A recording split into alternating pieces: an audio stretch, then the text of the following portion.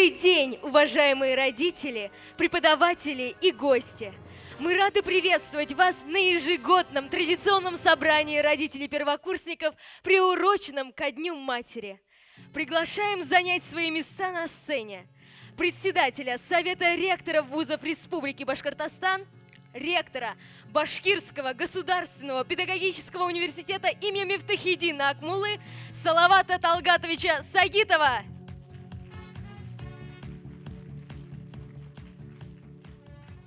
проректора по воспитательной, социальной и образовательной политике Венера Абдульмановича Шаяхметова,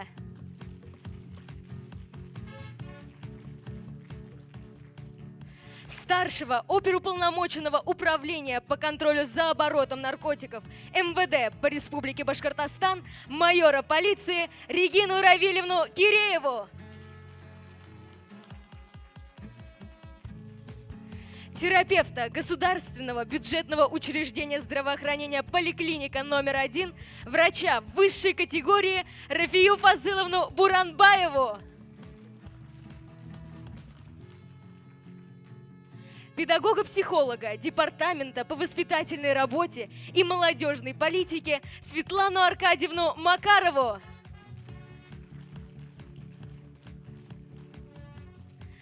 также с нами на прямой линии находится временно исполняющего обязанности начальника кафедры огневой и тактико-специальной подготовки полковник полиции Антон Александрович Романов.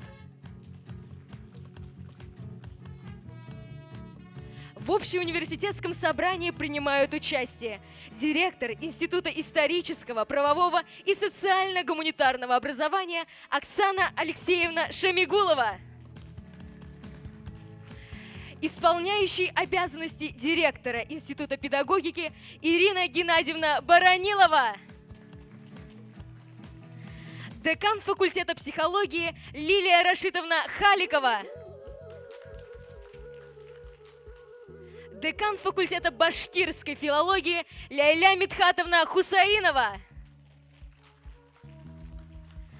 декан художественно-графического факультета Елена Викторовна Плотникова,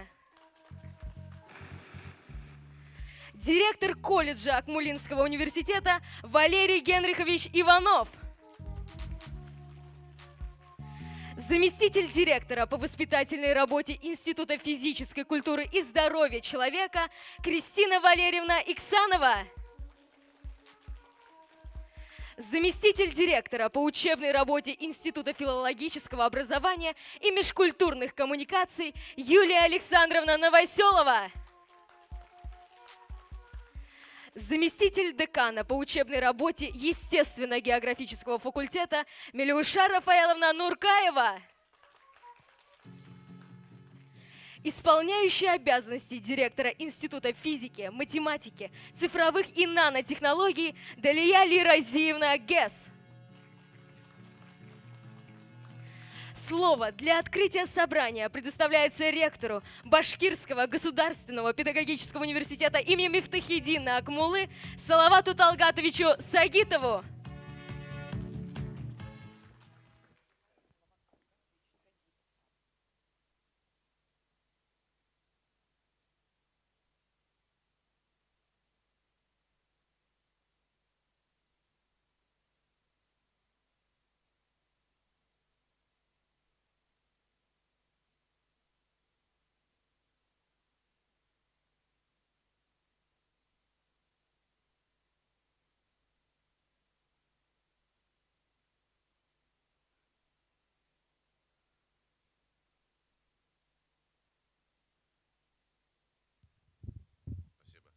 Учитывая, что большая часть наших студентов это не жители города Уфы, то действительно получается, что из теплых материнских рук студенты попадают в большой миллионный город, большой университет, и наверняка у мам, у родителей, у бабушек, у дедушек, у всех возникают вопросы, а как там моя дочка, как там мой сын. И поэтому действительно вот в преддверии такого большого праздника, еще раз говорю, у нас хорошая традиция, к сожалению, из-за пандемии мы, так скажем, вживую не собирались, но зато пандемия нас научила работать онлайн, и сегодня у нас представители, так скажем, родительского корпуса не только в этом зале сидят, а многие родители у нас подключились онлайн и имеют возможность задать вопросы и нас послушать, поэтому аудитория достаточно большая.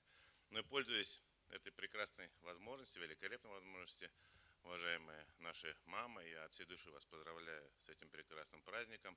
У нас в народе говорят «Бала бахатын курригадын, баларның изгеликкина курригадын». Вот действительно я хочу вам пожелать, чтобы вы от ваших детей видели только добро, чтобы вы от ваших детей видели только счастье.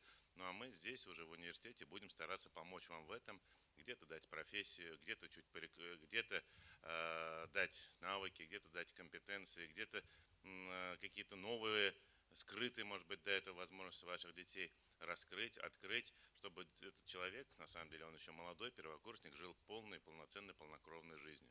Наш университет достаточно большой, как я уже говорил, он входит в первую пятерку педагогических вузов России.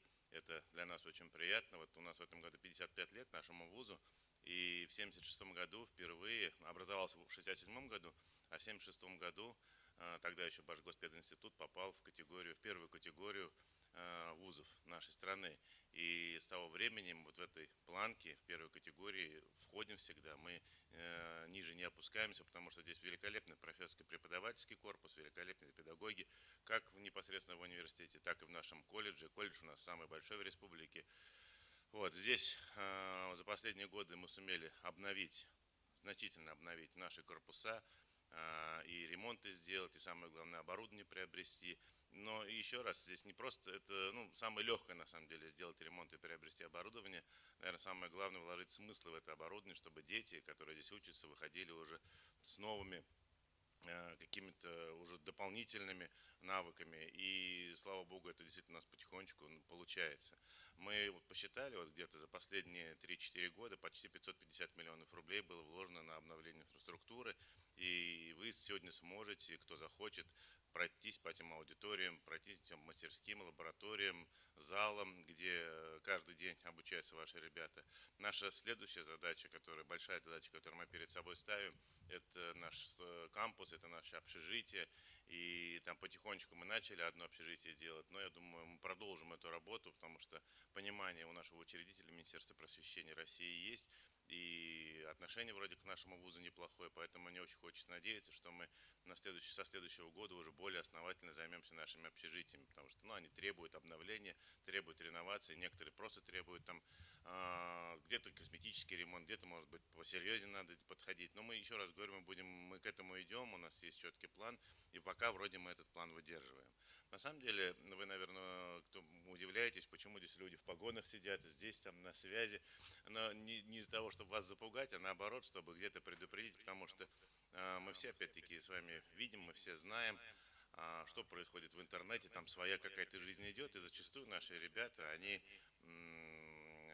просто из-за незнания могут попасть в какие-то неприятные истории. Именно поэтому здесь сегодня с нами наши коллеги из МВД, из представителей Министерства здравоохранения и других структур, и наши психологи, именно для того, чтобы, если что вдруг, у нас есть коллеги, которые там не карать пришли, а наоборот помогать. И мы на самом деле очень тесно работаем.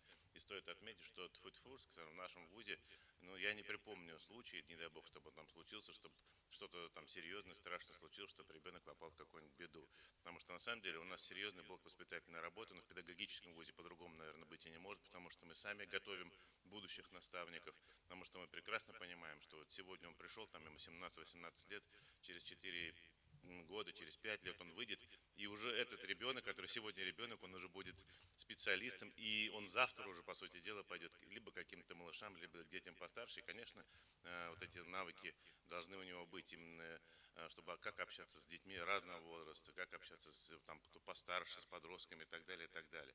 Поэтому здесь мы эту работу очень серьезно ставим, и вот даже недавно начали анализировать, в некоторых наших вузах нет воспитательного блока, то есть все занимаются только обучением, не было даже в некоторых вузах проректора по воспитательной работе. В педагогическом университете это всегда было, потому что мы понимаем, что это необходимо.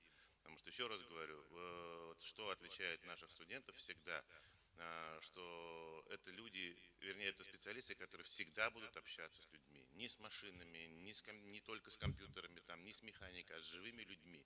И от них будет зависеть очень много. Поэтому мы сами уделяем вот на этапе обучения, на этапе воспитания большое внимание вот этому процессу, этому явлению. И сегодня здесь уже представили, здесь руководители наших факультетов, руководители других структур университета.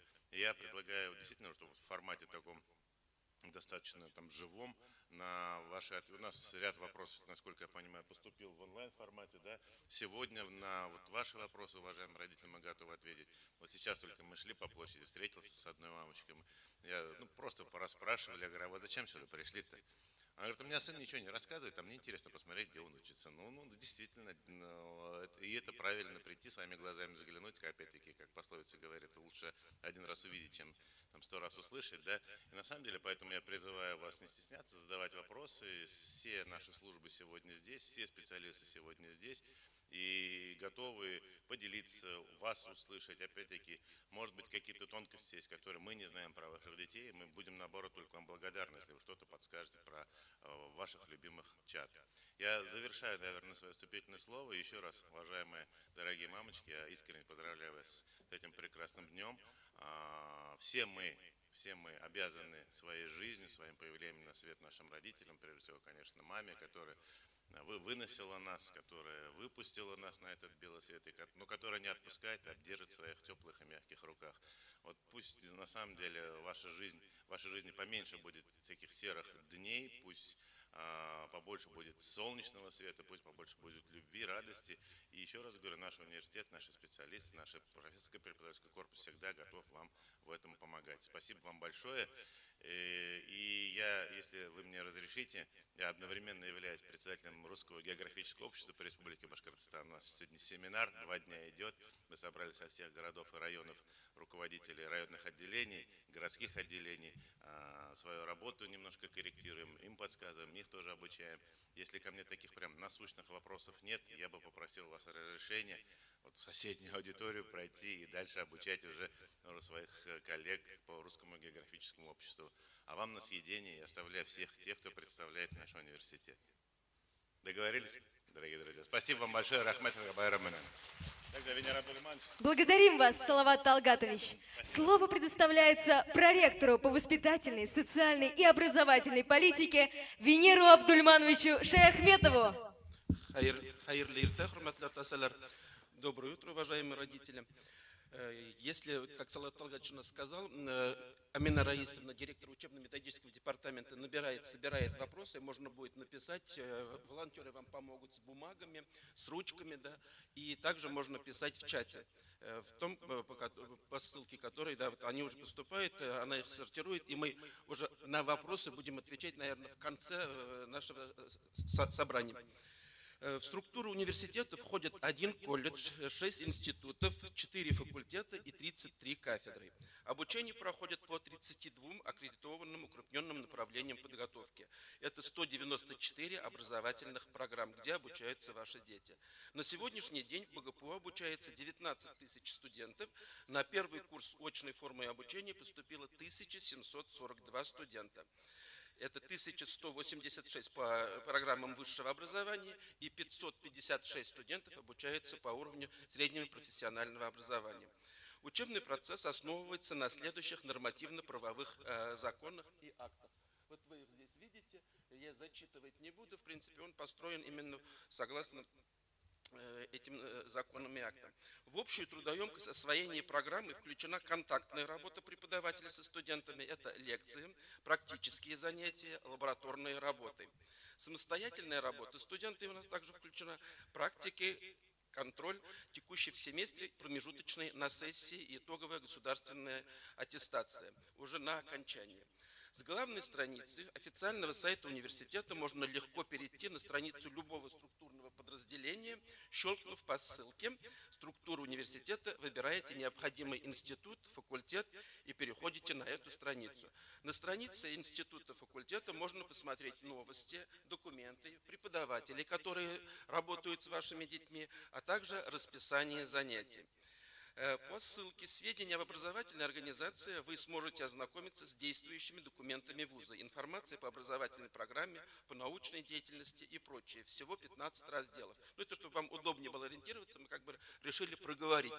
В разделе «Документы» размещены устав университета, свидетельство об аккредитации с приложениями образовательных программ, все действующие документы вуза, положения, инструкции, порядки по ключевым вопросам организации учебного процесса. В разделе «Образование» представлена информация о лицензии, о сроках действия государственной аккредитации, о реализуемых образовательных программах, информация о результатах приема, перевода, восстановления, отчисления, ну и так далее. В этом же разделе «Образование» можно найти информацию по образовательной программе, на которой обучается студент. Сначала идет информация по очной форме высшего образования, бакалавриат или магистратура, далее очно-заочная и заочные формы обучения. Соответственно, и внизу информация по образовательным программам среднего профессионального обучения. Как вы видите, представлено описание образовательной программы с приложением учебного плана на каждый год набора, календарный учебный график и есть ссылки на иные документы по образовательной программе. Это оценочные материалы, программы ГИА, методические материалы и тому подобное. В учебном плане можно посмотреть, какие дисциплины и практики предстоит изучить и пройти студенту за весь период его обучения, какие компетенции он должен освоить в соответствии с образовательным стандартом. По календарному учебному графику можете посмотреть сроки теоретического обучения, практик, промежуточной аттестации и каникул. Скоро предстоит сдача зачетов и экзаменов. Сдача промежуточной аттестации для всех студентов запланирована у нас в присутственном формате. Сроки аттестации предстоящих каникул вы можете увидеть на слайде. Поэтому не позднее 30 числа ваши дети должны быть, наверное, у вас уже дома, хотя многие из них уже пишут заявление, хотят остаться как бы на каникулярное время у нас на встречу Нового года, но мы рекомендуем, чтобы они на Новый год все-таки поехали домой, так как это все-таки семейный праздник, и они находятся в общежитии. Поэтому у всех, если дальние регионы у нас имеются, то мы разрешаем сдачу и досрочной сессии с приложением документов, поэтому здесь как бы вот просьба вам обратить внимание, что не позднее 30-го они у вас уже будут. В соответствии со статьей 58 Федерального закона об образовании в РФ при неудовлетворительных результатах или непрохождении промежуточной аттестации у обучающихся образуется академическая задолженность, что не совсем желательно. Обучающийся обязан ликвидировать академическую задолженность. Фактически у него есть 3 возможности сдать эту аттестацию. В основную сессию составляется вот здесь расписание, электронная ведомость завершает семестр, потом дополнительная сессия мы его также уже после каникул сразу мы его проводим, если у ваших детей она образуется.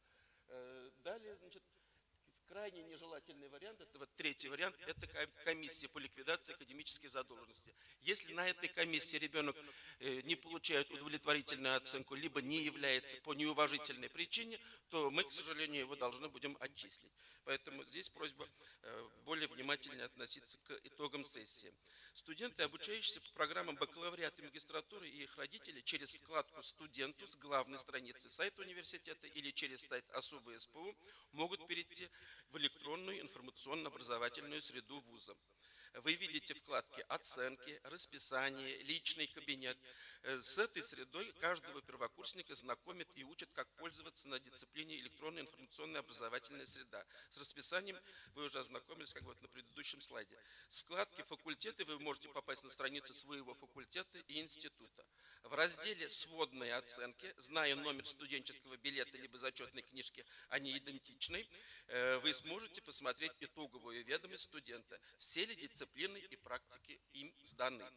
В разделе «Оценки», зная номер также студенческого билета, вы можете посмотреть текущую успеваемость своего ребенка. Для этого нужно выбрать факультет, группу, в которой обучается студент, выбрать дисциплину, и вы увидите заполненные контрольные точки, согласно положению о бально-рейтинговой системе. То есть у них уже какие-то баллы выставляются по мере накопления. Бально-рейтинговая система представляет собой форму текущего контроля успеваемости и промежуточной аттестации студентов, основанную на поэтапном оценивании различных видов деятельности, выполняемых студентом в течение всего семестра, в период освоения основной образовательной программы и определения его рейтинга по сумме накопительных баллов. Более подробно с положением можно ознакомиться на сайте БУСПУ в разделе «Документы». Рейтинг обучающего выстраивается на основе суммы баллов, набранных каждым студентом по результатам текущего контроля и позже при промежуточной аттестации по дисциплине. Доля общего рейтинга, приходящегося на форму промежуточной аттестации для экзамена, варьируется от 30 до 50%, для зачета от 10 до 30%. Вес текущего контроля определяется каждым преподавателем уже самостоятельно, в зависимости от содержания и объема материала. Информацию об успеваемости можно будет сегодня после основной части, пленарной части собрания получить у кураторов, куда вы пойдете на факультеты и институты.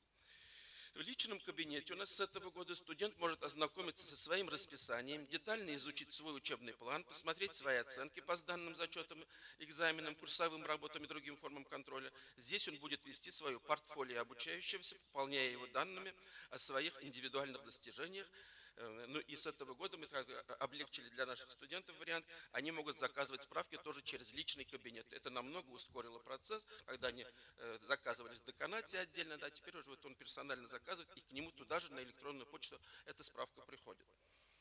Так, каждый студент имеет персональный логин и пароль для входа в защищенную часть электронной информационно-образовательной среды системы дистанционного обучения. СДО позволяет преподавателю размещать учебные материалы, проводить занятия в режиме онлайн, а обучающимися выкладывать выполненные задания для проверки, проходить тестирование. Но вы с этим, наверное, тоже столкнулись. Мы очень внимательно относимся к нашим студентам и прекрасно понимаем, что они в предпраздничные дни все равно будут уезжать, как и мы сами заранее, будут приезжать попозже. Выкладываем, занятия проводим в онлайн-формате, что удобно и для наших преподавателей, и для ваших студентов, то есть для ваших детей. Университет оказывает следующие виды материальной поддержки студентам, обучающихся на бюджетной основе. Они представлены на слайде. Тоже зачитывать не буду. Пока все ваши дети получают базовую стипендию до первой сессии. Каждый зачисленный на бюджет эту стипендию получал, но позже с февраля месяца, получается, по итогам первой промежуточной аттестации. И у многих эти стипендии, к сожалению, тоже потеряются уже, потому что видим ситуацию по бально-рейтинговой, многие пока не ходят. Вот с вашей помощью, наверное, пополним мы и этот пробел, получается. Так. На сегодняшний день в университете обучается у нас 49 студентов-сирот по программам ВУ, а также 18 студентов с инвалидностью. Для студентов-инвалидов кафедрой специальной педагогики и психологии проводится адаптивный курс для лиц с ограниченными возможностями здоровья. 8 студентов с ограниченными возможностями здоровья обучаются по адаптированным образовательным программам. В Республике Башкортостан 31 октября 2022 года принято постановление правительства о мерах социальной поддержки отдельных категорий граждан по обеспечению бесплатным проездом на транспорте общего пользования в связи с проведением специальной военной операции. Согласно этому документу, на сегодня у нас 13 студентов, дети граждан, принимавших участие в СВО, претендуют на подключение социальной транспортной карты в единой республиканской системе оплаты проезда. Если до кого-то информация еще не дошла, поэтому здесь можно этот список и пополнить. Также обращаем на это внимание. Поддержка обучающихся на коммерческой основе осуществляется через перевод на бюджет при наличии вакантного места на соответствующем направлении, курсе и форме обучения, соответствующих требованиям согласно приказу Минобра номер 443. Тут что для этого нужно сделать, вы тоже видите. Обязательно должна быть сессия закончена без троек, потому что этот вопрос и на сайте уже задавали. Я поэтому уделяю особое внимание. Ну и есть положение о переводе на вакантные бюджетные места. Также на сайте вы можете ознакомиться, изучить и, написав заявление, ждать своего звездного часа о переводе на бюджет. Также всем у нас иногородним студентам предоставляются места в общежитии, в отличие от всех других вузов, даже тем студентам, которые обучаются на коммерческой основе. Но это тоже неплохая поддержка для тех родителей, которые действительно платят и за обучение, чтобы им за съем квартиры хотя бы не надо было оплачивать. Теперь перехожу к второму блоку. Воспитательная работа также является неотъемлемой частью образовательного процесса, реализуемого в нашем университете. Наряду с профессиональными компетенциями, необходимыми для успешного осуществления педагогической деятельности, каждый педагог и сотрудник университета в рамках своей работы стремится к формированию у студентов общекультурных и социально-личностных компетенций, необходимых для развития гармоничной, полноценной личности будущего выпускника педагогического вуза. Нужно отметить, что главными направлениями социальной и воспитательной работы в нашем университете являются, тоже, если разрешите, зачитывать не буду. Следующий слайд, пожалуйста.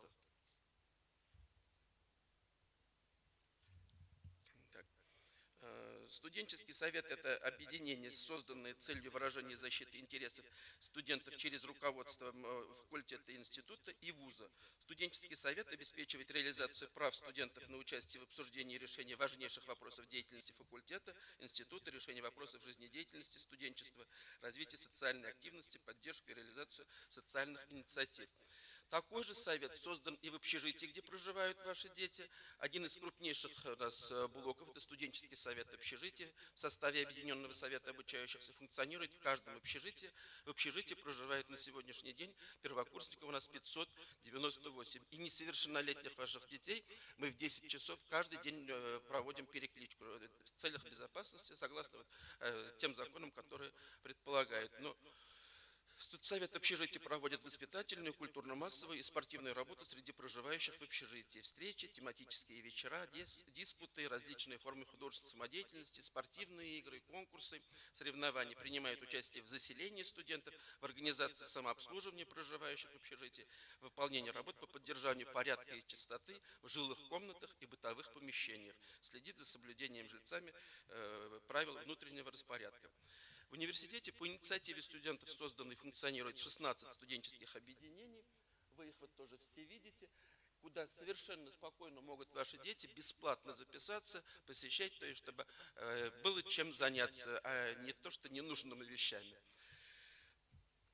Так, ежегодно в конце августа, начале сентября в университете Соцпульс проводит адаптационный лагерь. Наверное, ваши дети о них тоже рассказывали. Мы это пытаемся адаптировать их прямо к началу обучения, знакомим полностью с учебными подразделениями, со всеми нормативными документами, со структурой университета и со структурой Объединенного совета обучающихся и деятельностью студенческих объединений.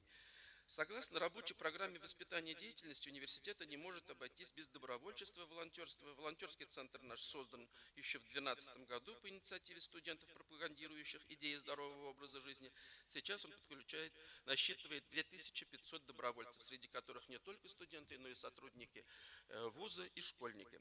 Воспитание будущих специалистов, учителей сложно представить без активной жизненной позиции. Важно, что творческое развитие обучающихся направлено на формирование единой культуры педагога. Полагаем, что деятельность творческих коллективов, студенческих творческих объединений, представляющих огромный пласт каждодневной работы, способствует тому, что будущий учитель продемонстрирует образцы культурного поведения молодому поколению. Новый учебный год позволил вернуться к прежнему формату мероприятий, что является важным инструментом воспитательной работы. В традиционном формате прошли у нас студенческая весна и студенческая осень. В университете значительное внимание уделяется спортивно-оздоровительному направлению. Студенческий спортивный клуб «Арслан» создает благоприятные условия для физического развития обучающихся. «Арслан» занимает 23 место среди 765 других клубов России, обгоняя другие клубы нашей республики в менеджменте, маркетинге и медиадеятельности. В начале учебного года в исполнении поручений главы Республики Башкортостан Хабирова студенты приняли участие в цикле мероприятий в рамках месяца первокурсника. Это комплекс мероприятий включает в себя студенческий фестиваль «Знания по рту», молодежный гражданский форум «ЕЕН молодежи», физкультурно-массовые мероприятия «Гонка героев», экскурсионные мероприятия на спортивные объекты республики, музейный марафон «Культурный минимум уфимца», уфимский квест по достопримечательностям.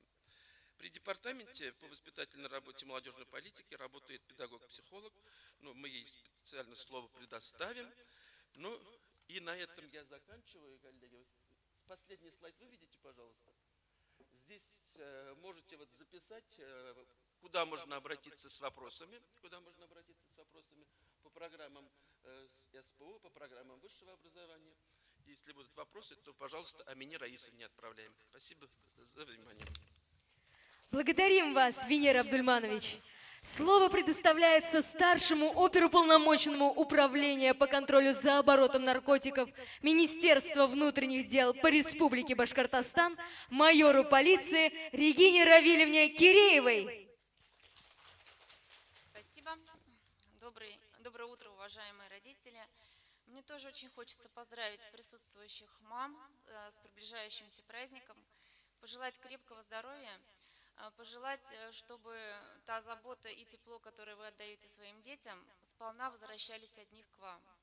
И чтобы ваши семьи никогда не настигала беда.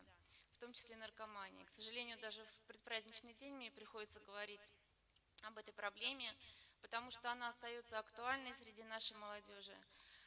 Мы беседуем с учащимися, со студентами, обсуждаем последствия потребления наркотиков, последствия участия в незаконном обороте наркотиков. Но нам очень хотелось бы, чтобы эта проблема и дома не замалчивалась, а обсуждалась. К сожалению, большинство родителей узнают о том, что ребенок потребляет наркотики, либо участвует в незаконном обороте только тогда, когда становится уже поздно, когда вырабатывается наркотическая зависимость, когда ребенка привлекают к уголовной ответственности. Происходит это чаще всего потому, что родители склонны думать, что это удел только неблагополучных семей, и что его ребенок никогда не будет в этом задействован. Но практика показывает, что это не так, и наркоманом может стать ребенок в любой семье, и от недостатка общения с родителями, также и от гиперопеки. И можно, наверное, материально обеспечить ребенка, но не дать что-то для того, чтобы он стал настоящей личностью, готовой отвечать за свои поступки. Поэтому говорите об этом со своими детьми, напомните им, что наркомания – это неизлечимая болезнь, что психологическая зависимость от наркотиков может начать формироваться уже после первой пробы, что распространенные сейчас синтетические наркотики влияют прежде всего на нервную систему, на головной мозг, и эти изменения необратимы. Также поговорите о том, как легко оказаться втянутым в незаконный оборот наркотиков. К сожалению, молодые люди склонны к быстрым, легким заработкам, и этим пользуются наркодельцы. И сейчас в интернете очень много объявлений о работе наркокурьерами. И ребята попадаются на такую удочку. В итоге каждый год около 500 молодых людей в возрасте от 18 до 35 лет привлекаются к уголовной ответственности. Ну и также несовершеннолетние, около 30 несовершеннолетних. Если даже не говорить об участии в распространении наркотиков, нужно напомнить вашим детям о том, что потребление также является административным правонарушением. За потребление наркотических средств, за появление состояния наркотического опьянения можно привлечь к административной ответственности, которая предусматривает штраф, либо арест на срок от 3 до 15 суток. Но это тоже своеобразная метка, это не значит, что просто оштрафовали, отпустили и все забыли про него. Сейчас при получении водительских удостоверений, при устройстве на работу запрашиваются справки от нарколога, справки правоохранительных органов об отсутствии судимости и привлечения к ответственности. И поэтому, конечно же, это значительно затруднит и поиск работы, ну, и дальнейшую успешную жизнь. Поскольку первые пробы чаще всего совершаются в ближайшем окружении детей, а сейчас у них такой период, когда они меняют свой круг общения, пожалуйста, больше присматривайтесь к тому, с кем они общаются, какие сайты посещают, какие интернет-ресурсы чаще всего используют. Ну и если вдруг вам станет понятно, что ребенок потребляет наркотики, не пытайтесь справиться с этой бедой самостоятельно, потому что, как я уже сказала, это болезнь, которая требует незамедлительной помощи специалистов. Обращайтесь к врачам, наркологам, к психологам, психиатрам. Это, наверное, самое основное, что я хотела вам сказать. Больше не буду вас задерживать. Мне тоже придется убежать еще на одно родительское собрание, поэтому если есть у вас какие-то вопросы, я сразу готова на них ответить. Если нет, тогда большое спасибо за внимание. Еще раз с праздником. До свидания. Благодарим вас, Регина Равильевна. Слово предоставляется временно исполняющему обязанности начальнику кафедры огневой и тактико-специальной подготовки полковнику полиции Антону Александровичу Романову.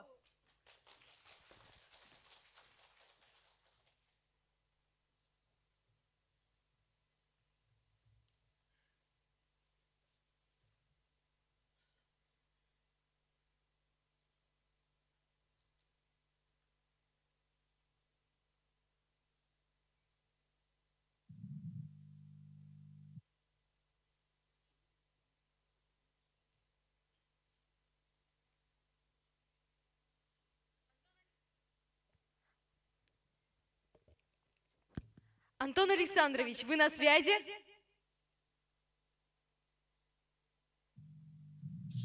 Здравствуйте, уважаемые коллеги и дорогие родители первокурсников. Организаторы, подскажите, пожалуйста, видно ли, слышно ли меня?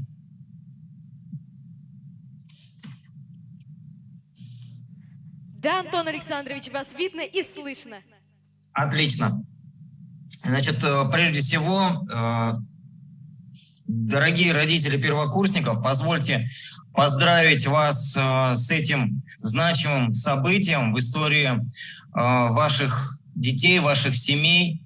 Это очень такое существенное событие. И хочу сказать, что Педагогический Акмолинский университет является одной из лучших образовательных организаций в Республике Башкортостан, поэтому поступление в этот вуз является таким достойным очень событием, с чем я искренне вас всех поздравляю и желаю успешно пройти обучение, стать квалифицированными специалистами вашим детям и, соответственно, самим включиться в педагогический процесс в нашей стране. Но в то же время я должен сказать и о некоторых угрозах, потому что вот эта новая страница истории ваших семей, она связана с определенными изменениями и в месте проживания, и в круге общения, и в режиме вообще жизни. И, соответственно, эти изменения в некоторых обстоятельствах, они также сопровождаются различными угрозами, которым наши дети должны уметь противостоять, и мы также должны быть о них осведомлены, чтобы вовремя смочь среагировать и защитить, соответственно, наших детей. Ну, во-первых, к таким угрозам, в частности, можно отнести распространение различных деструктивных субкультур, в том числе экстремистского характера. Как вот звучит выражение, которое предписывают Уинстону Черчиллю: кто в молодости не был революционером, у того нет сердца. Это высказывание, оно говорит как раз о том, что молодежи свойственны некоторые крайности в суждениях за счет вот той энергии, которая у них имеется, и на этой энергичности зачастую пытаются играть различные деструктивные силы, вовлекая наших детей вот в эти различные деструктивные направления.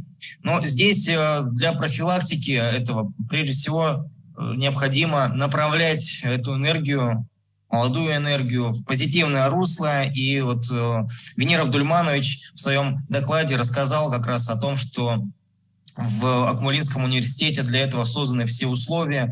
Это и занятия научной деятельностью, помимо, собственно, получения образования, и занятия научной деятельностью, занятия различными творческими мероприятиями, в которые, конечно же, необходимо рекомендовать своим детей входить, участвовать, реализовывать свои возможности, получать новые знания, новые способности, помимо, собственно, образовательного процесса. К другой угрозе, о которой, в принципе, уже тоже сказала Регина Равильевна достаточно подробно, это незаконный оборот наркотиков. Здесь единственное можно добавить, что это, опять-таки, с точки зрения профилактики важным является развитие здорового образа жизни. И в Акмолинском университете также для этого созданы условия. Это и различные спортивные объекты, и кружки, секции, через которые мы также можем привлекать, способствовать именно формированию здорового образа жизни. Но, конечно же, эта работа должна проводиться не только в стенах университета. Со своей стороны эта работа должна проходить и со стороны родителей. Еще одной угрозой можно назвать вовлечение в противоправную деятельность различного рода. Например, к такой деятельности может относиться мошенничество. Так могут наших детей заинтересовывать так называемыми легкими деньгами, возможностью заработка легкого и игрой на потребительских чувствах. Здесь, что следует отметить, конечно же, необходимо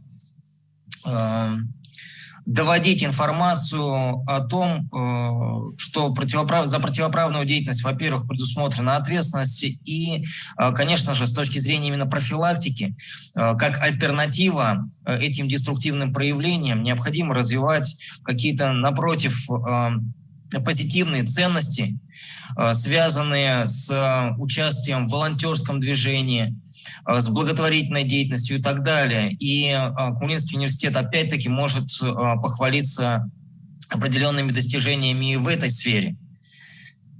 И еще одна угроза, о которой хотелось бы сказать, достаточно актуальна. На сегодняшний день она стоит перед всем обществом. Это угрозы в информационно-коммуникационных сетях. В свое время еще русский поэт Вадим Шефнер сказал: словом можно убить, словом можно спасти, словом можно полки за собой повести. Но сегодня, во время, когда информационно-коммуникационные технологии, они имеют колоссальное развитие, актуальность этих слов, она приобретает новые аспекты, играет новыми красками, и актуальность это только повышается. Что касается именно угроз в информационных сетях, здесь тоже можно перечислить целый спектр различных направлений.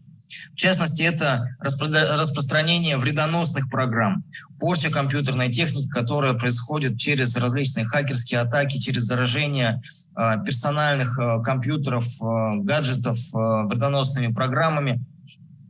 Соответственно, для предотвращения этих угроз необходимо развивать информационную безопасность. Это похищение персональных данных, личной информации. К сожалению, у молодежи зачастую можно видеть такое достаточно легкое отношение к персональным данным, когда любой шаг в своей жизни выкладывается в социальные сети. Необходимо довести информацию о том, что это также чревато, потому что злоумышленники могут этим всем воспользоваться, собрать достаточно большой объем личной информации, персональных данных о человеке для того, чтобы в последующем им манипулировать. Травля сети или так называемый кибербуллинг. Но здесь необходимо отметить, что прежде всего необходимо самим проявлять культуру общения в социальных сетях и просто спокойно относиться к таким проявлениям, иметь определенную, можно сказать, психологическую броню. Соответственно, для этого дети прежде всего должны быть об этом проинформированы, о наличии таких проявлений. Здесь мы действуем по принципу «осведомлен, значит вооружен». Склонение к суициду и иным опасным действиям. Здесь эта угроза, она проявляется опять-таки через деструктивные субкультуры. И здесь уже много написано о профилактике таких проявлений, но со стороны родителей, конечно, должен быть контроль за изменением в настроении ребенка, в изменениях, может быть, в его имидже, в его некой отстраненности, закрытости, появлении закрытости. Все эти сигналы, они, конечно, должны находить реакцию как со стороны педагогического сообщества, так и со стороны родителей, а лучше, чтобы эта работа проводилась, опять-таки, в связке совместно. Распространение, изготовление порнографического контента, различные развратные действия в отношении молодежи. Сейчас первокурсники как раз переживают этот возраст, когда идет такое активное половое развитие. Соответственно, здесь тоже существует множество угроз в плане дозволенного поведения. Конечно, здесь противостоять этому можно путем развития традиционных ценностей. И неспроста в Конституцию Российской Федерации не так давно были внесены соответствующие поправки, которые предусматривают развитие традиционных ценностей и культур народов Российской Федерации. И на сегодняшний день можно сказать, что фактически эти традиционные ценности являются базовой идеологией в нашей стране. О пропаганде наркотиков, алкоголя, потребительства и деградации уже было сказано. Следующей угрозой является вовлечение в незаконную деятельность, в том числе через социальные сети, через интернет, распространение ложной информации, манипулирование сознанием, вербовка в террористические и экстремистские организации. И здесь я прежде всего хочу отметить, что сегодня наша страна переживает достаточно тяжелый период своего развития. И вот те события, которые сегодня происходят, и те решения, которые были приняты, они являются вынужденной необходимостью.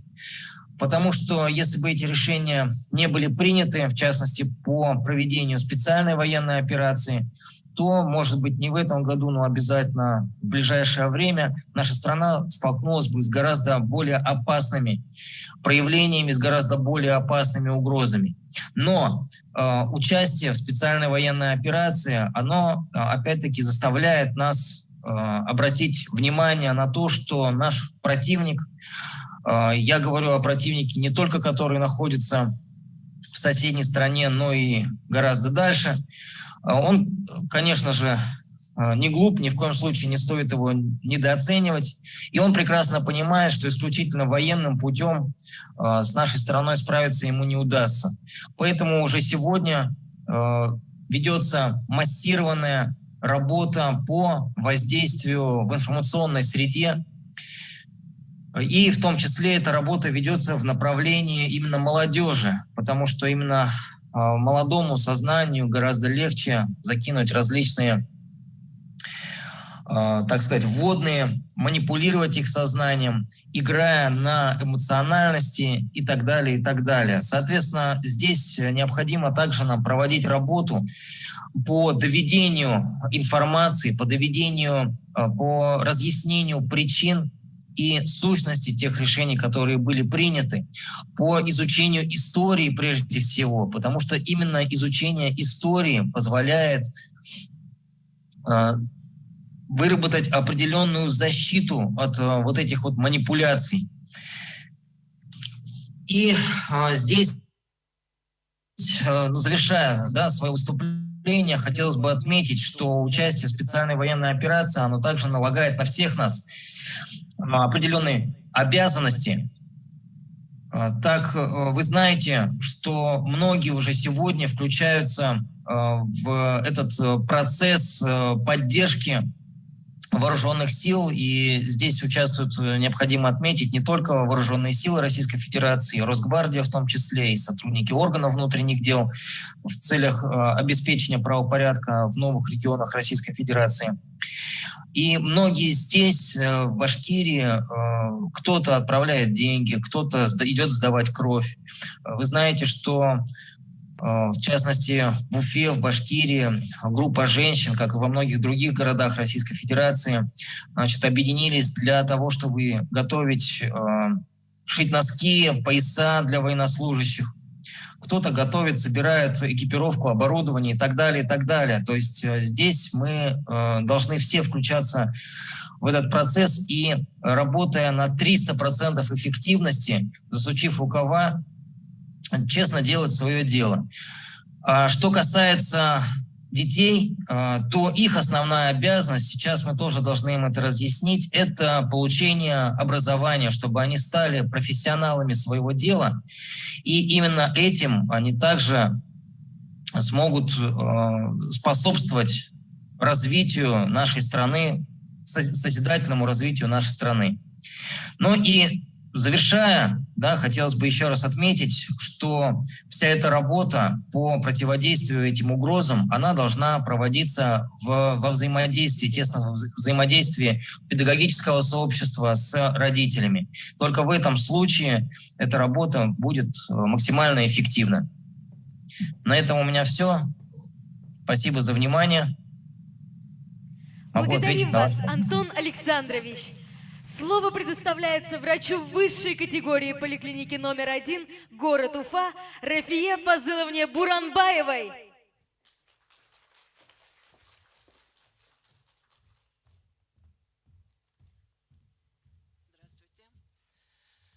Здравствуйте. Я работаю с вашими детьми.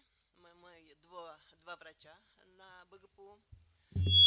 медосмотры у нас прошли, как всегда, медосмотр, как Салават Талгатович сказал, мы всегда проходим первые во всех делах, и во время медосмотров тоже у нас первые.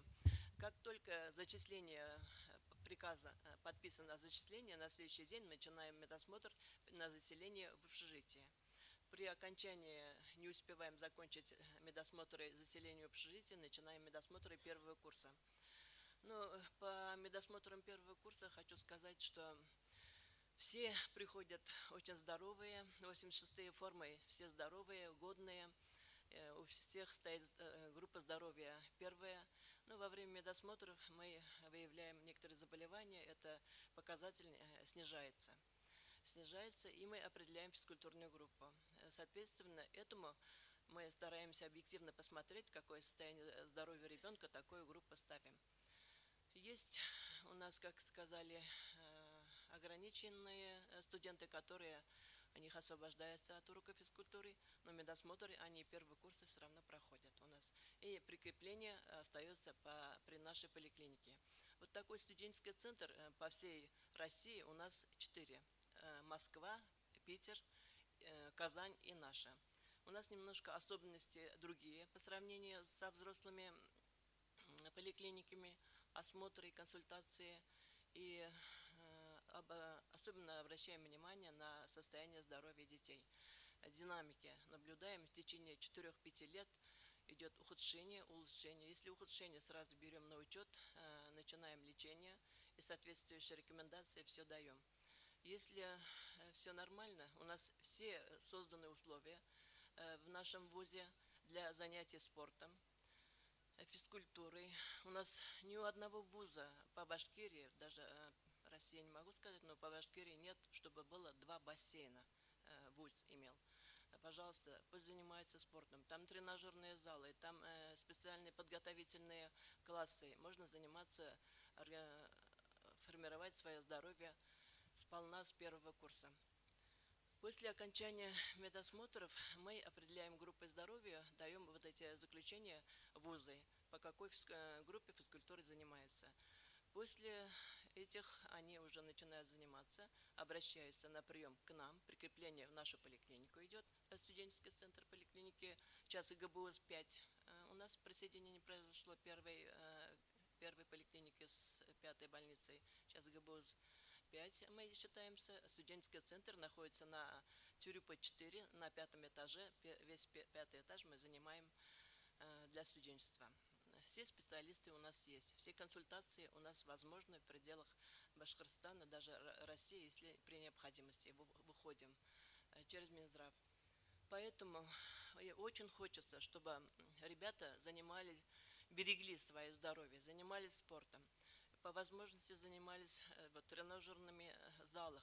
Очень много в этом году меня радует, что приходят, просят справки для разрешения тренажерные залы. Я очень рада за это. Значит, какой-то процесс идет, они оповещены о здоровье, что нужно больным очень тяжело в настоящее время, и лекарства дорогие, и, сами знаете, с работы очень тяжело, поэтому здоровье надо беречь с молода, у нас говорят.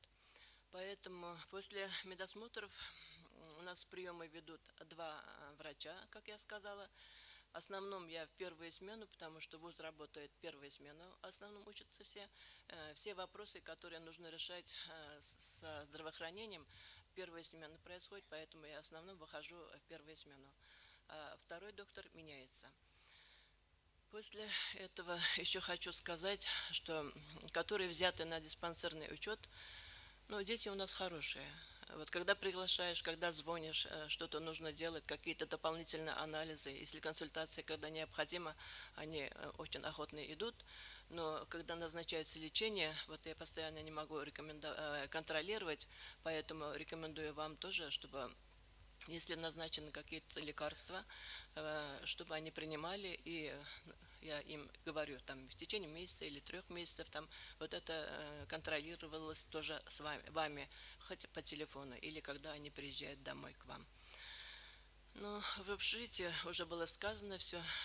Специалистов у нас все нормально насчет общежития. Специалистов у нас все есть, абсолютно все. Какие необходимые консультации я предлагаю. Консультируем, какие-то вопросы нужно решать, решаем. С первым курсом, в этот курс у нас более такой здоровый контингент у нас попался.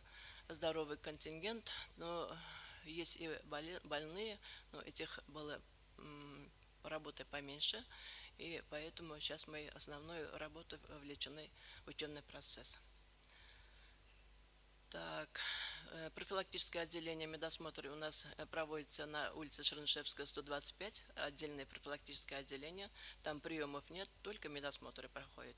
А приемы по болезням у нас в красной зоне находится на Тюрюпа 4, вход со торца, отдельный вход, который температурищи принимаем, сразу осматриваем и берем мазок на ковид. Если положительные результаты, назначаем бесплатное лечение и изолируем детей. У нас в общежитии были изоляторы. В этом году еще таких положительных результатов не было, но это изоляторы, наверное, и есть в этом году, да, ведь, Генерал Бельминович, да, изолируем. Я сама хожу к ним, изоляторы, наблюдаю за ними, контролирую, наблюдала вот в прошлом году контроль этих бесплатных лекарств, прием. Все это обеспечиваем и ведем контроль. А в этом году пока еще таких тяжелых случаев еще не было, слава Богу. Так, если какие-то вопросы есть, я жду от вас вопросов. Уважаемые родители, я всех поздравляю вас с Днем Матери. Желаю вам материнского счастья, крепкого здоровья, чтобы наши дети выросли здоровыми, закончили вузы 100%, которые сколько поступили, столько же безболезненные и всегда были здоровые. Вам тоже крепкого здоровья. Спасибо. Благодарим вас, Рафия Фазыловна. Слово предоставляется педагогу-психологу Департамента по воспитательной работе и молодежной политике Светлане Аркадьевне Макаровой. Я отвечу на ваши вопросы. Я подожду.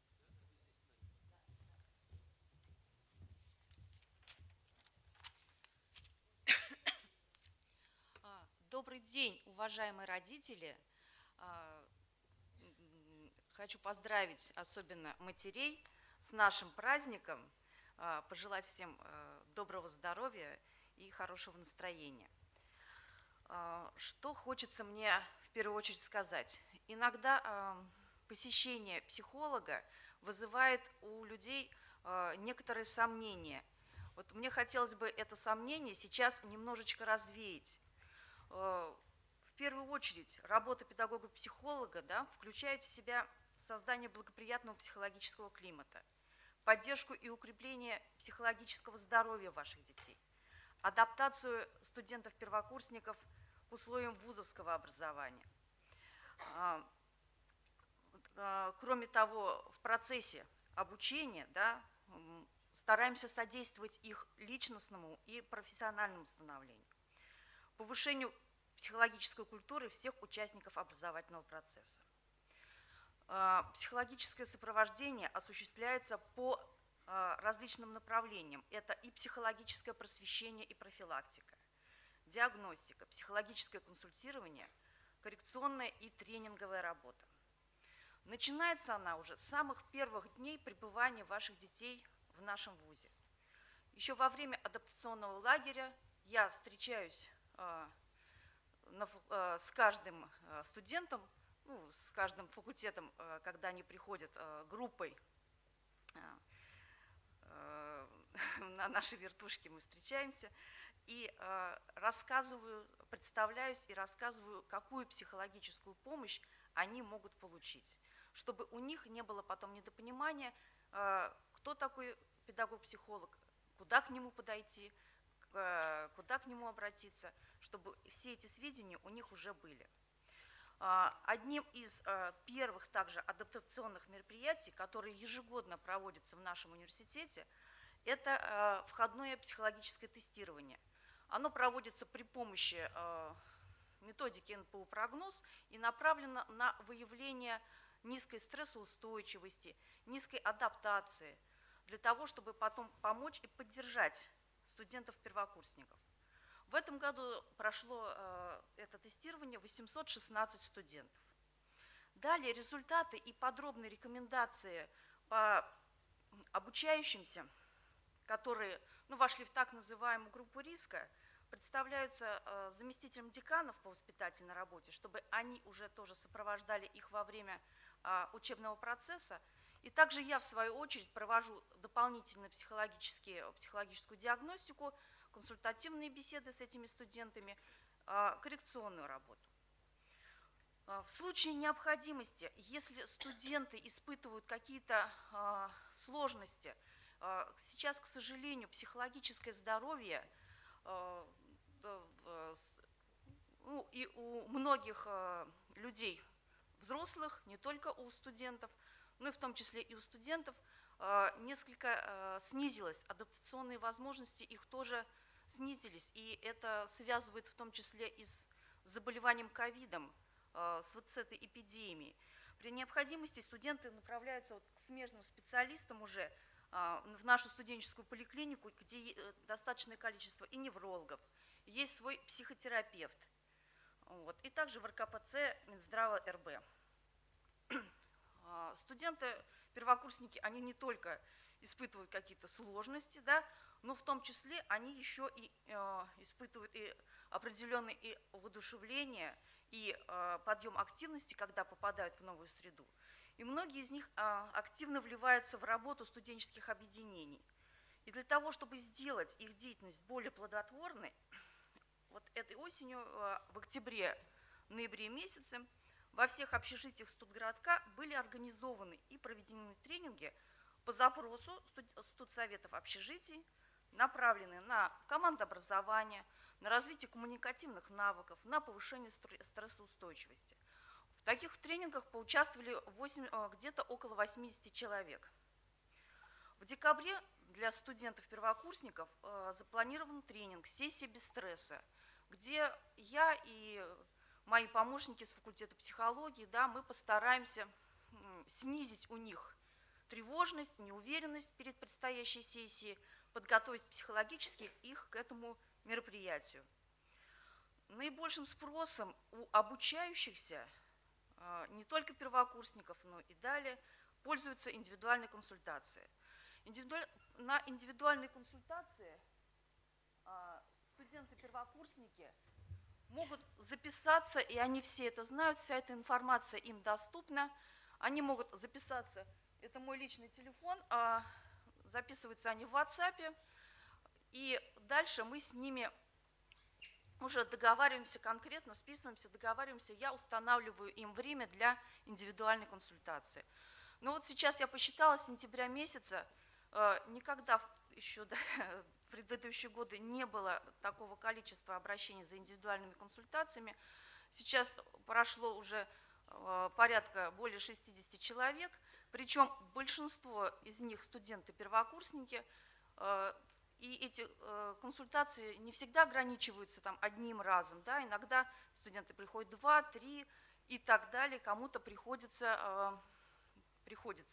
по желанию, естественно, да, некоторые ходят и в течение года и так далее. Вот. С чем они чаще всего обращаются? Трудности связаны вот как раз с адаптацией к условиям вузовского образования, потому что попадая, у нас есть и студенты-иностранцы, да, и для них это еще более сложным моментом является, попадают в другой город, в другую среду, иногда в другую страну, в другие условия проживания, жили дома, стали жить в комнате с другими студентами. Естественно, все это вызывает достаточно много сложностей, не все к этому легко приспосабливаются, и поэтому, обращаясь, да, здесь уже я стараюсь помочь при помощи каких-то психологических способов и техник, если это касается уже немножечко не моей компетенции, кого-то бывает надо, и кто-то переселяется, кому-то нужен какой-то индивидуальный подход, да, стараюсь все это им обеспечить. Консультации могут также получить и родители, то есть вы, по вопросам, связанным с воспитанием и психологическим здоровьем ваших детей. Кроме того, существует горячая линия, куда ваши дети, вы сами можете позвонить круглосуточно, анонимно и бесплатно, естественно. Это горячая линия специально создана для студенческой молодежи. Ко мне, когда студенты обращаются, мои консультации также конфиденциальные, естественно, бесплатные. Вот, наверное, все, что хотела сказать. Если есть какие-то вопросы, то, пожалуйста. Спасибо, Светлана Аркадьевна. А сейчас мы переходим к вопросам родителей первокурсников, на которые ответит администрация университета. Хочется сказать, что в центре зала находится микрофон, в который вы можете озвучить свои вопросы. Сейчас, уважаемые родители, вопросов не так много. То ли мы очень хорошо преподнесли информацию, то ли вам пока ничего не понятно, да? Отсутствие вопросов. Сейчас посмотрим. Так.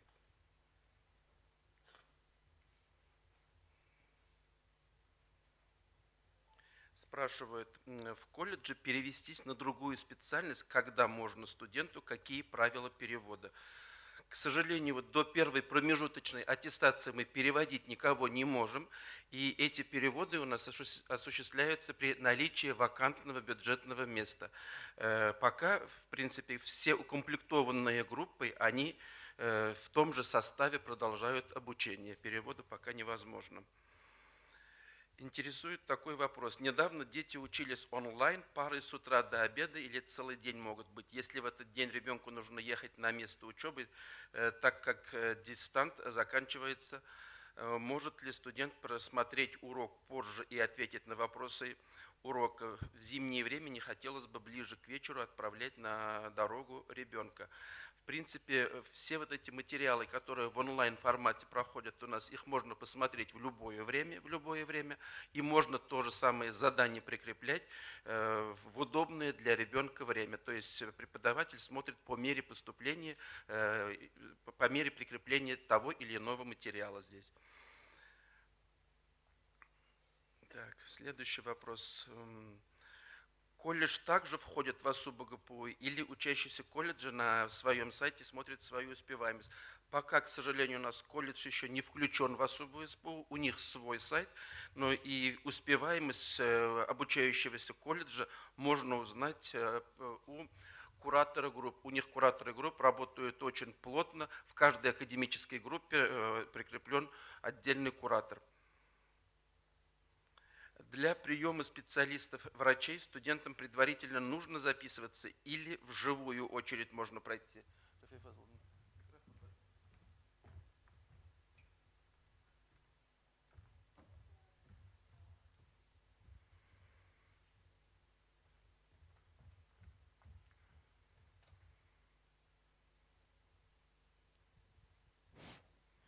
Алло. Да.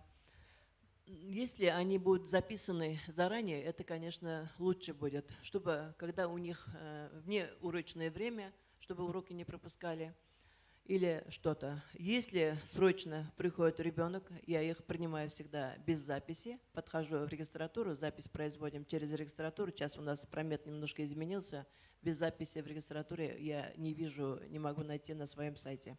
Поэтому ваши дети без медицинской помощи никогда не останутся. Я хотя работаю до 2 часов приема, я остаюсь до 4-5 часов.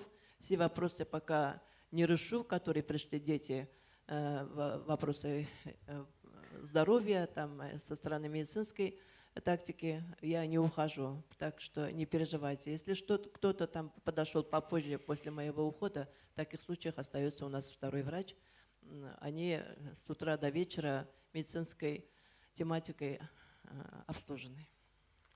Спасибо, Рафия Фазыловна. Вопрос тоже вам. Почему студентам не оказывается бесплатная стоматологическая помощь лечения? Да, у нас раньше была стоматологическая помощь, договор был заключен с медицинским университетом, где стоматполиклиника у них располагается за кинотеатром «Родина» на улице Тюрюпа, угол Тюрюпа, Кирова. Но в последнее время у нас, говорю же, все изменения в администрации, изменения вот этих поликлинических условиях. Мы были 49-е, потом стали 1-е, потом сейчас 5-я городская клиническая больница. Видимо, вот эта реконструкция, из-за этой реконструкции мы даже не успеваем заключить договора с стоматологическими этими. В прошлом году, позапрошлом году, в прошлом году не было, позапрошлом году был заключен договор с прошлого года, и в этом году еще заключения договора нет. Мы эту просьбой обращались к главному врачу. Видимо, объем большой, главный врач все эти наши просьбы, наши заявления не может вовремя, наверное, обхватить, пока еще вопрос не решен. Это ваша просьба, я передам администрации завтра, да, после этих выходных, понедельник. Рафия Фазыловна, вопрос тоже вам.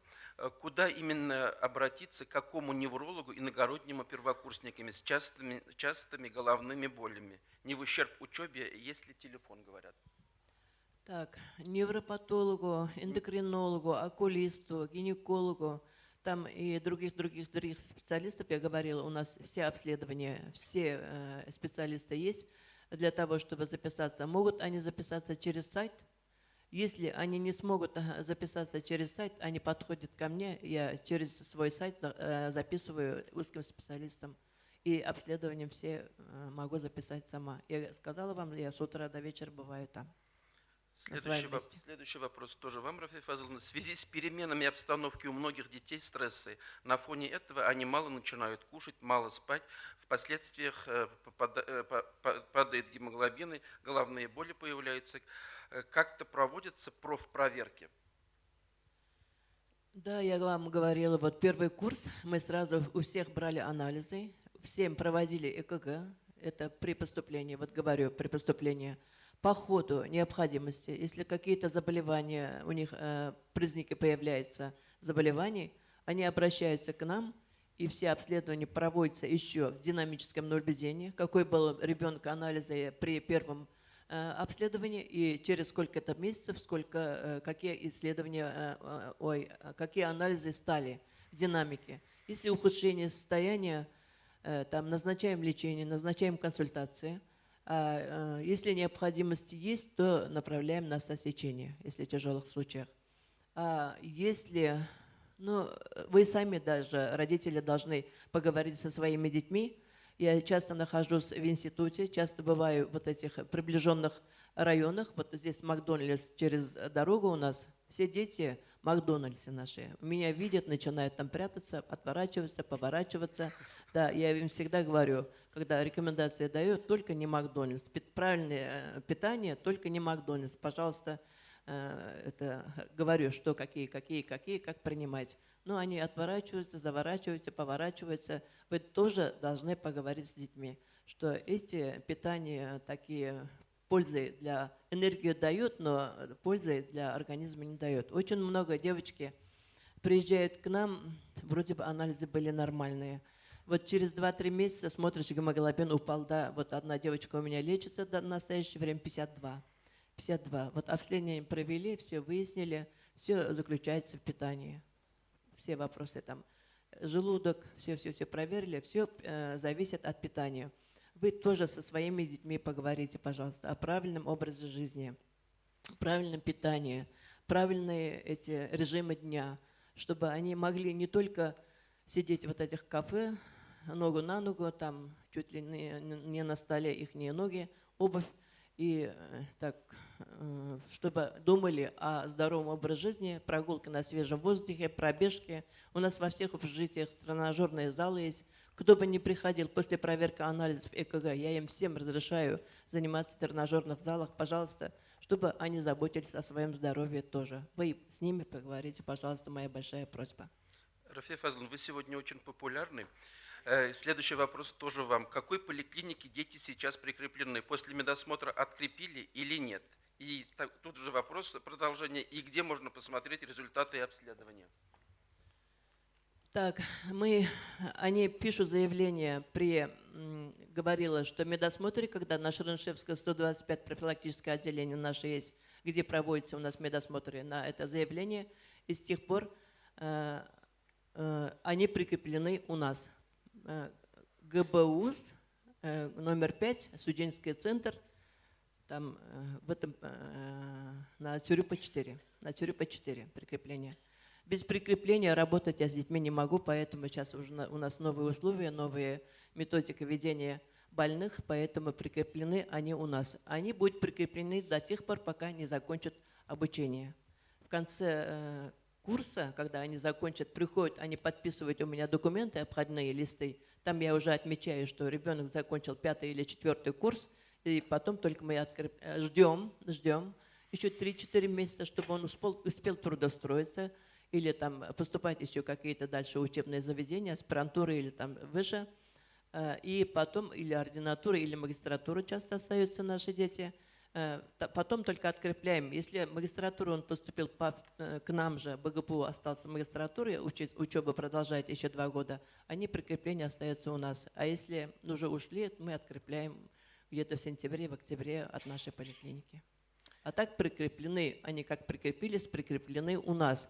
Но часто они едут домой, обращаются туда по месту жительства поликлиники, их открепляют. Они тоже не могут войти в сайт, я их тоже понимаю, но приходится повторно прикреплять опять заново в таких случаях. Они прикреплены, ваши дети, у нас. Рафия Фазыловна, вопрос тоже вам. Каким образом можно записаться к врачу? Я говорила, что записаться к врачу можно по сайту, если или 122 номеру, а если запись не получается, то могут подходить ко мне. Ко мне я записываюсь через свой сайт. Нужную консультацию. И из зала тоже вопросы адресованы вам. Ребенок заболел, вызываем врача по месту жительства. Справка ей терапевта достаточно? Имеете в виду в районах, да, вызываете врача?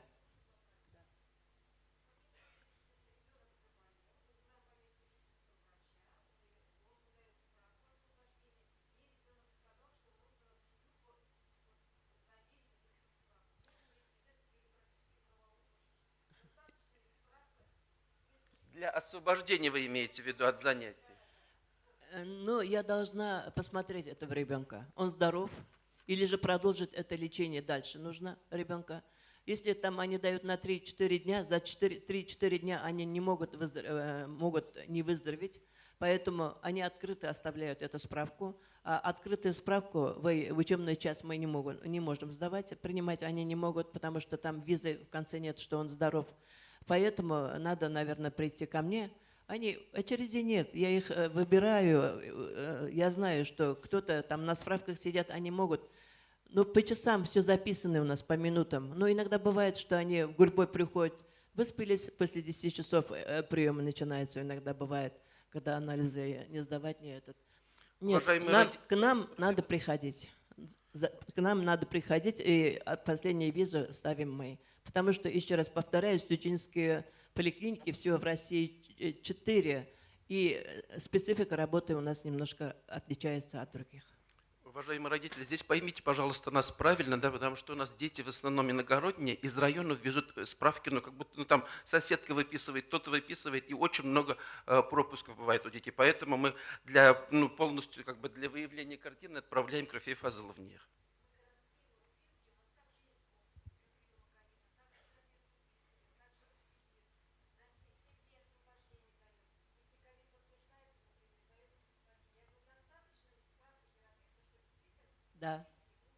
Да. Достаточно. Если оформлено правильно, достаточно. Но все-таки должны они ко мне подойти. Если, например, ковид вы сами намекнули, да, мы должны их взять на учет, под наблюдение. Дополнительные анализы назначить, взять на учет и рекомендации дальнейшие дать. И через сколько дней он должен подойти, или я его должна вызвать, я им говорю. Рафия Фазыловна, тоже вопрос вам. Уфимская прописка при температуре обращаться на Цюрюпа или по месту жительства? Когда открывать справку? Сколько дней без справки возможен вариант? Так, если высокая температура, вы можете вызвать врача на дом.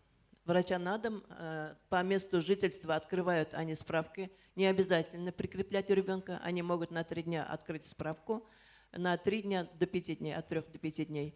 Ребенку, когда станет лучше, подойти лучше, чтобы мы посмотрели, чтобы не было пневмонии, чтобы не было осложнений. Часто дает ковид очень коварные осложнениями, поэтому посмотрели, решили закрывать, продлевать эту справку или нет.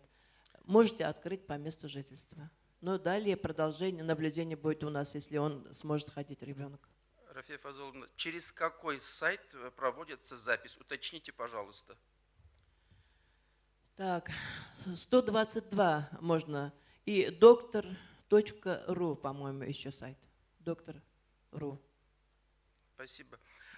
Пока не решен вопрос со стоматологической помощью, возможно продумать вопрос о компенсации затрат на платных врачей. Но, уважаемые родители, эта форма у нас применяется. Дети после посещения врачей и так далее пишут заявление на материальную помощь. Мы эту материальную помощь оказываем как бы, для ваших детей. Ваши дети уже некоторые пользуются этой возможностью. В других вузах этого нет. В этом нашем вузе есть, да. Материальная помощь оказывается всем больным. На затраченные лекарства, на прием врача, то есть все эти вещи с подтверждающими документами. Ребенок пишет заявление на мое имя, и мы рассматриваем ежемесячно. До 14 числа каждого месяца рассматриваем, потом обрабатываем, проводим комиссию, обозначаем сумму. После этого даем приказ на выплату уже в бухгалтерию. Поэтому этот вариант возможен. Так, еще раз можно про тренажерные залы, как можно записаться, где они есть платно. Тренажерные залы у нас есть в наших спортивно-оздоровительных комплексах. Также в каждом общежитии есть тренажерные залы, которые предназначены для мальчиков, для девочек отдельные. Там они записываются на вахте, берут ключи, поднимаются, отзанимались, закрывают и сдают эти ключи. То есть этот вариант возможен. Нормальные, современные тренажерами все общежития оснащены, если кто не хочет выходить. И все это предоставляется бесплатно, что в спортивно-оздоровительных комплексах, что в общежитии. Так. Можно ли скорректировать расписание по субботам для иногородних? Не очень удобно, хотя бы через неделю. Без учебы, 6-дневной работы. Нужно отрабатывать все часы. Ведут внешние совместители. Вот человек, пишущий этот вопрос, сама и ответила на свой вопрос. К сожалению, да, у нас ведущие ведут эти внешние совместители. По стандарту они должны у нас вести занятия до 10%, это в основном работодатели, но у них в рабочие дни, получается, они заняты на основном рабочем месте, это школы, детсады, организации, поэтому с ними мы работаем только в субботу, к сожалению. Здесь я навстречу пойти к вам не смогу, а не выполнить норматив вот это 10%, мы тогда неправильно осваиваем образовательную программу. То есть вот связанная вещь, поэтому здесь, к сожалению, мы расписание скорректировать не сумеем. Это по их... Они только по субботу могут, но либо уже в вечернее время после своей основной работы. Но первокурсников мы, как правило, на вторую смену тоже не кидаем, они занимаются в основном в первую смену. Так, следующий вопрос. В первом общежитии в комнатах холодно. Азамат Халилович, вопрос вам. Как прокомментируете? Слышно, да? Добрый день. Я начальник АХУ, административно-хозяйственного управления Актуганов Азамат Халилович. По первому общежитию и по всем общежитиям я хочу сказать, что у нас установлена в прошлом году автоматическая система постоячного регулирования. Вкратце объясню, это установлены на каждом стояке клапана с передачей ежесекундно через систему интернет на сайт программы, в которой заложены температурные показатели. Автоматически выставляется температура в клапане и поддерживается температура в помещении в соответствии с температурой на улице. Если на улице -2, клапан регулирует температуру, чтобы в комнате была температура 20-22 градуса. Если мы подходим, соответственно, к батарее и трогаем ее рукой, она будет чуть теплая. То есть мы не говорим, что нет отопления, мы говорим о том, что постоячная система работает. Мы по каждой заявке от студентов выходим, замеряем в комнатах температуру с градусниками, соответственно, электронными, ртутными. Студентам показываем, температура соответствует нормативам. Ну, что мы можем сделать? Это дополнительно, мы знаем, что есть у нас проблема, это окна. Старые окна в первом общежитии, по крайней мере, мы сейчас уже готовимся к замене этих окон. Буквально 2 недели мы поменяем порядка 20 окон. Договор у нас заключен в тех комнатах, где они деревянные и пропускают, соответственно, холод. Этот вопрос у нас на контроле стоит, мы этим вопросом занимаемся. По холоду еще, может быть, добавить. Что, да? Азамат Халилович, смотрите, вопрос там такой, может быть, это крайние комнаты, если иногда бывает, Вот, что там вот, продувает вот, на самом деле с 17 двух сторон, градусов. там мы разрешаем уже ставить, получается, им обогревателя. Поэтому ребенок пусть лично обратится, про какую комнату разговор идет. Да. Мы сегодня-завтра дойдем до этой Вопрос комнаты. по 17 градусов это может быть. Мы выходим с обслуживающей организации. Клапан действительно может не срабатывать, его проверяют и заменяют. То есть эти вопросы, они обязательно должны отрабатываться и поступать через коменданта, зав. Общежития. Соответственно, к нам все это приходит информация, и мы отрабатываем такого, чтобы вот действительно холод не было, мы не допускаем. Спасибо, Азамат Халилович. Какая комната? Можно добавить? Я запишу себе. Сразу запишите, пожалуйста, и дойдите. Службы у нас все здесь на самом деле. Да, конечно, пожалуйста, вопрос. По окнам как раз вот вопросы. 5-е общежитие, там обещали заменить окна. Когда это произойдет? По Азамат 5-му Халилович. общежитию я отвечу. У нас подготовлен проект капитального ремонта 5-го общежития целиком полностью. То есть мы от фундамента, так скажем, до крыши должны будем отремонтировать это общежитие. Подписана программа Министерством просвещения. Вот ректор Сават Талгатович озвучил в начале то, что нам обещают выделить средства на ремонт общежитий. Вот мы ждем буквально следующий год. Мы все данные свои подали, расписали каждое общежитие раз в год. У нас до 30-го года одно общежитие должно полностью капитально отремонтироваться. Мы заявки подали, Минпросвещение отправили свои заявки, всю информацию передали, ждем выделения финансирования. Из 5-го общежития мы должны начать. Почему мы не вкладывали раньше? Вы понимаете, что сейчас мы в этом году поменяем окна, в следующем году придем с капитальным ремонтом, то есть у нас опять немножко нецелевое финансирование. То есть двойная работа получится. В этом году поэтому не стоит ждать, да, замену окон? Да. Утеплять. Еще один вопрос. Добавлю сразу, Да, раз конечно. я вышла. По санаторно-курортному лечению у вас есть вроде бы санаторий-профилакторий, и как можно туда записаться?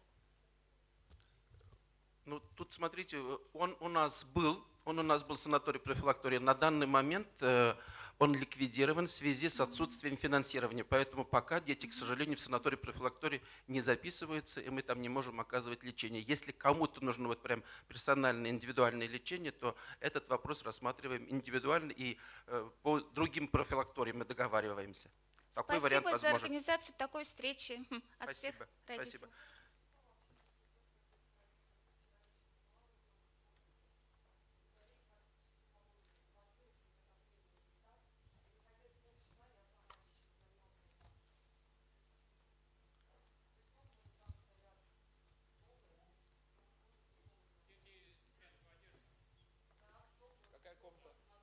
Азамат Халилович, если вопрос уже возникает не только по одному общежитию, давайте мы пройдем.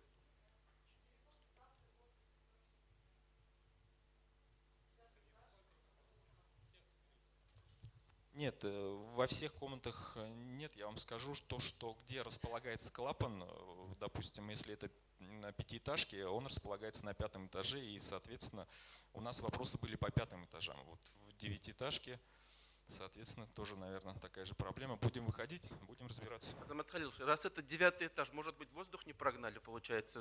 И Возможно, такое возможно, конечно. поэтому, То может, есть батарейки это вопрос холодные. решаемый. Давайте, но мы дойдем тогда, хорошо? Вопрос тоже вот в электронном варианте поступил. Ну, сначала наши специалисты заходят, замеряют температуру. Если действительно подтверждается, то индивидуально разрешаем. Да? Вопрос следующего характера. Ребенок лежит в больнице, можно организовать онлайн-уроки, чтобы не было пропусков. В принципе, ну, если ребенок в больнице, наверное, пусть он принимает лечение в нужном формате, по уважительной причине пропуски у нас аннулируются, и, в принципе, преподавателям уже персонально будет уже после лечения, наверное, обращаться.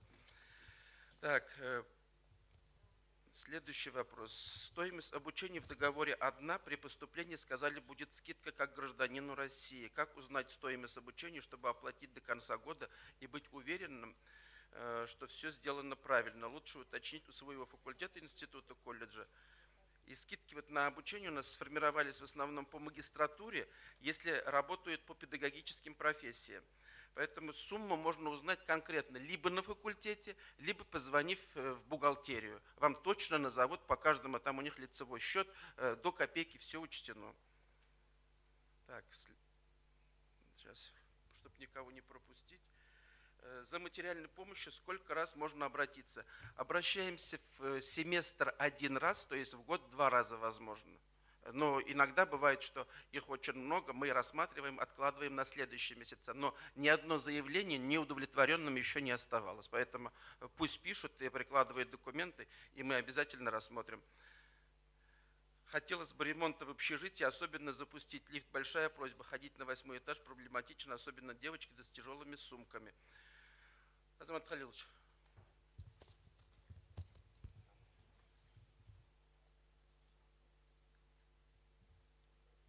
Не слышно. Да, повторюсь, в план ремонтов 9-этажек включено в первую очередь, если у нас финансирование пойдет, это первое общежитие будет 5-е, 6-е и 4-е. То есть вот эти лифты, замена лифтов, все там включено, потому что капитальный ремонт будет выполнен полностью всего общежития. Да, конечно.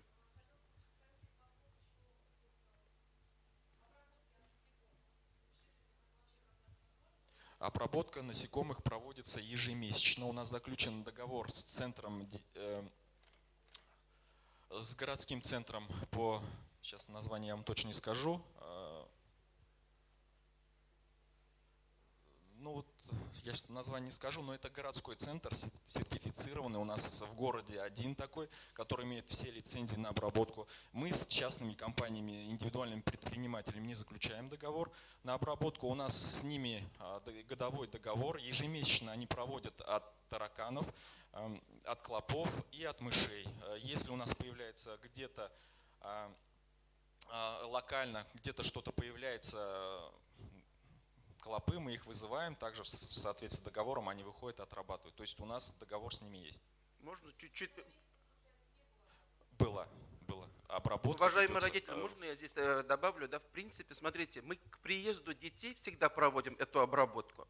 Потом ежемесячная обработка идет в местах общего пользования, то есть это кухни, туалеты и так далее. Если в комнатах появляется что-то ненужное, тогда уже ребенок пишет заявление, и мы в эту комнату тоже заходим. Заявление пишем на имя заведующего общежития. Да, конечно.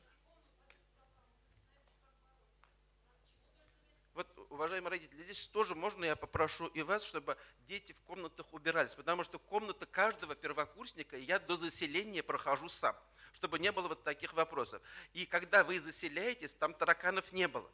Вот с заселением студентов, да, получается, вот из-за такой ситуации они появляются на самом деле. Поэтому мы здесь, вот, если они есть, это, конечно, беда наша, зайдем, обработку проведем, пусть пишут заявление. Ну и насчет чистоты в комнатах тоже, уважаемые родители, как-то уж проговаривайте с вашими детьми. Иногда вот когда я захожу в эти комнаты, что комната девочек, что комната мальчиков, ну они неузнаваемы просто. Там столько грязи, столько грязной посуды, столько одежды. Я не знаю, зачем столько одежды. Летнюю-то можно уже увозить, получается. Им там сидеть негде, лежать негде, все завалено.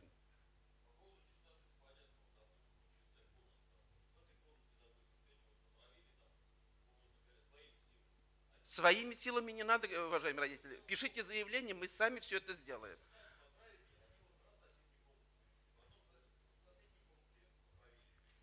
Я вас тоже прекрасно понимаю, поэтому вот следующая массовая обработка во время каникул будет проходить, зимних каникул, когда вот все комнаты будут у нас свободны. Мы будем заходить в эти комнаты и их будем предупреждать, чтобы они свои одежды сложили хорошо, чтобы ну, как бы, вот, там запаха после обработки не было и так далее. Все это делается. Азамат Халилович, возьмите тоже на контроль тогда, пожалуйста. Какое общежитие? Какая комната? 6-е общежитие? Комната? Хорошо. Так, следующий вопрос, коллеги. Этаж какой? Этаж. 6-й этаж. Так. Вот. Нужна ли отдельная справка для бассейна? В принципе, вот уже два курса, второй и первый, мы прям во время прохождения основного медосмотра, спасибо Рафии Фазыловне, она уже эти справки им готовит, и они уже с 1 сентября начинают посещать бассейн. Вот мы еще раз посмотрели расписание, и теперь они вместо одного раза в неделю в бассейн будут ходить 2 раза. То есть, чем, как студенты у нас любовью называют, круг смерти, да, вот, который мы его меняем для посещения в бассейн. Так, следующий блок. После окончания останутся в том же общежитии или переселят другие общежития? Уважаемые родители, мы здесь как бы вот проговариваем такой вариант, что комнаты за ними сохраняются до окончания обучения, если они не нарушают правил проживания. Если они нарушают правила проживания, здесь уже другая история, и в мерах воспитания и наказания они могут быть переселены в другие общежития, либо на другие этажи при наличии мест. Кровати в 7 общежитии ужасные. Мой ребенок проваливается. Неужели нельзя заменить? Азамат Халилович, у нас по кроватям какая ситуация? По кроватям в прошлом году мы провели закупку. Также в большом количестве поменяли кровати. Работа ведется, заявки собираются. Я думаю, вопрос этот будет решен. Хорошо. Есть данные комнаты, общежития? Общежитие номер 7. 7, комнаты Да. нет. Комнаты нет. Хорошо. Комнаты нет, но есть фамилии, кто написал, я вам передам потом. Здесь оглашать не буду фамилию. Почему не выдаются результаты медкомиссии на руки учащимся после прохождения медкомиссии с указанием проблемы, если есть таковые, и направлением к специалисту, как это делалось в школе? Если кого интересует, какой ребенок чем там болен или какие-то противопоказания, я вам номер телефона запишите, мой сотовый. Это оглашаться не будет, это конфиденциально будем разговаривать. 8 906 136 20.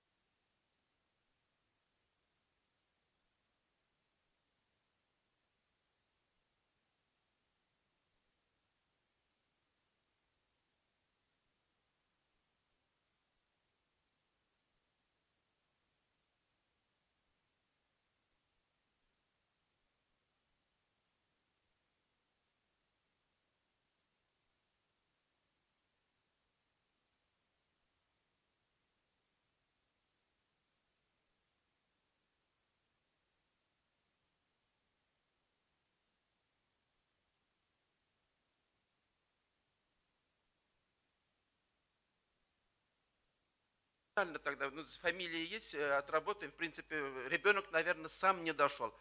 Мы эту регистрацию проводим также во время заселения, во время прохождения медосмотра еще в августе месяце, уважаемые родители. Просто ребенок, скорее всего, не дошел сам. Следующие вопросы. Материальная помощь по каким причинам выдается? Только по медицинским? Нет, и по личным, по семейным обстоятельствам тоже может выдаваться. Лейсан Анваровна Мирсаетова, начальник отдела социальной и психологической поддержки, каждого ребенка выслушивает. В первом корпусе в 404 кабинете находится. Нет горячего питания в 4-м учебном корпусе, когда будет еды мало. Аксел Алексеевна, такая ситуация, да, у вас? Азамат Халилович, прокомментируйте, пожалуйста. Да, вопрос этот поступил к нам. Последнее, то, что мы получили информацию от фирмы, которая организовывает питание, то, что у них на той неделе был остановлен пункт производства, так скажем, и они не смогли обеспечить горячее питание на той неделе. На этой неделе они обещали исправиться. Спасибо за ответ. Обязательно ли изучать факультатив по башкирскому языку? Ну, уважаемые родители, мы, проживая в Башкирии, этот предмет обязательно ввели. Он у нас в учебном плане. Изучается он с особенностями каждого факультета, поэтому тут как бы я она будет считаться академической задолженностью, если мы не будем ее изучать. Так же, как и урок акмулловедения, чье имя носит наш университет. К 190-летию у нас был подписан приказ Салавата Талгатовичем, нашим ректором, и мы ввели вот эти два предмета. Следующий вопрос. Интересует организация стоматологических услуг хотя бы в будущем и по студенческим скидкам. Очень актуально. Ну, вроде Рафия Фазыловна уже на этот вопрос отвечала, родители, я поэтому как бы тоже... Не осталось ли больше вопросов, Амина Раисовна? Можно, Венера Иванович? Да, конечно. Поступили обращения вот по кроватям, по шкафам. Еще раз, в каждом общежитии у нас есть зав. Общежития. Студенты пусть не боятся, подходят, пишут заявление. Если же зав. Общежития не отрабатывает, есть директор студенческого городка. Она находится в 3-м общежитии на 1-м этаже. Там есть вывеска, в принципе, охрана знает. Все обращения по поводу проживания в письменном виде они могут оставлять в уступ. Также, если комендант еще раз за общежитие не отрабатывает, есть директор. Если вот прям директор тоже как-то эту ситуацию не отрегулировал, вот я готов, готов принимать, я тоже принимаю. У нас есть целый отдел, который занимается обеспечением условий проживания. Мы находимся за 3-м корпусом. Территория гаража, над гаражом надстройка. Мы сидим вот в этом помещении. В принципе, готовы принимать по любым вопросам, если вот связаны с проживанием, с обеспечением. Уважаемые родители, здесь вот действительно работа плановая проводится. В этом году мы уделили большое внимание для мягкого инвентаря, закупаем, да, вот если частично вот идут какие-то там по мебели, по кроватям, они тоже по заявкам ежегодно обновляются.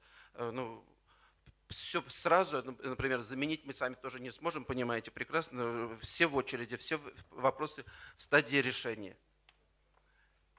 Все, да, коллеги, тогда вопросов больше нет? Еще один, да? Который я не прочитал. Который мне... Так. Микрофон же есть, вот. Сюда вот пойдет. Что у нас? Студенты факультета туризм, где будут проходить практику по республике или по обмену. В основном у нас базами практик являются все учреждения в республике Башкортостан. Если ребенок иногородний и он хочет проходить практику где-то в своем регионе, это тоже возможно. Для каждого студента составляется для прохождения практики отдельный договор, то есть персонально все это делается. Вопрос разрешите еще? Да, конечно. Существует ли какой-нибудь регламент посещения родителями своих детей, студентов, особенно иногородних, где-то в комната свиданий или что-то там, или как? Уважаемые родители, здесь, в принципе, да, этот вариант решаемый. Мы родителей к ребенку пускаем и с ночевкой, и чтобы вы могли посетить, посмотреть, с кем проживает, как проживает. Все решается в индивидуальном порядке, вопросов нет. Вчера я приехал за 200 километров, в вечернее время, 18:00. Меня не пропустили, извините. Какое общежитие вас не пропустили? 53/1 Свердлова. Грубые хамские формы. 4-е, что ли? Да. Ну, поэтому какие-то права у родителей есть, хотя бы в комнату свидания там зайти? Без вопросов. Как раз вот и в 4-м общежитии у нас есть прямо на входе комнаты свиданий, и там и стол, и стулья, как бы посадочные места, все организовано. Спасибо. Спасибо вам.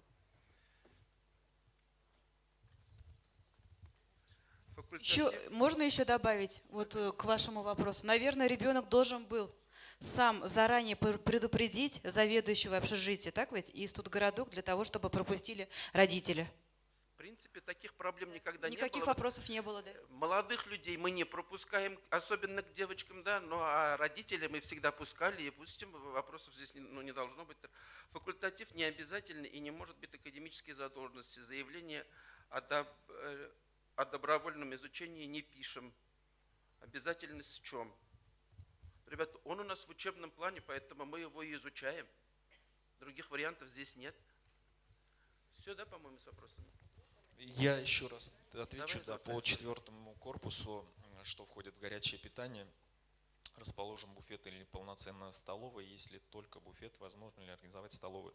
Но мы же прочитали этот вопрос уже. Да, вот еще раз пришел вопрос. Я дополню, что питание у нас на аутсорсинге организовывают сторонними организациями по договору. По 4-му корпусу еще раз мы переговорим по организации именно организации столовой, вот как здесь написано. Попробуем рассмотреть этот вопрос. Уважаемый родитель, тогда вопросов, если больше нет, то мы по сценарию переходим дальше, да, Дарья Владимировна? Уважаемые родители, на этом основная часть общеуниверситетского собрания подошла к концу. Проводим наших гостей.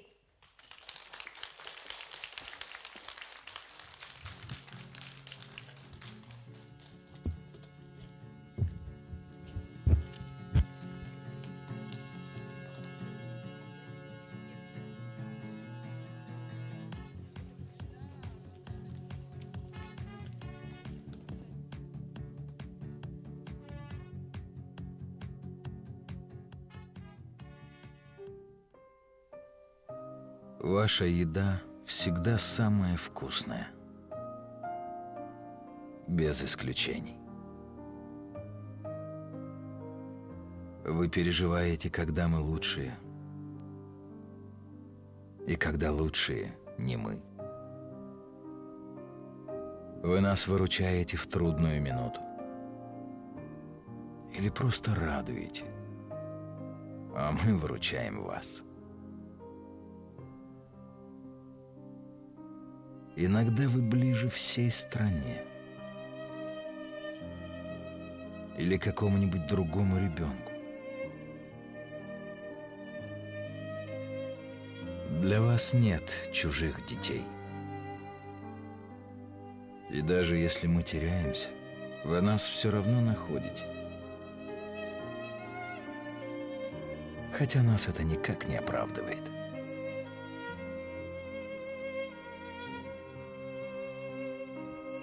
Мы для вас всегда дети. Вы всегда на нашей стороне. Даже когда нам кажется наоборот.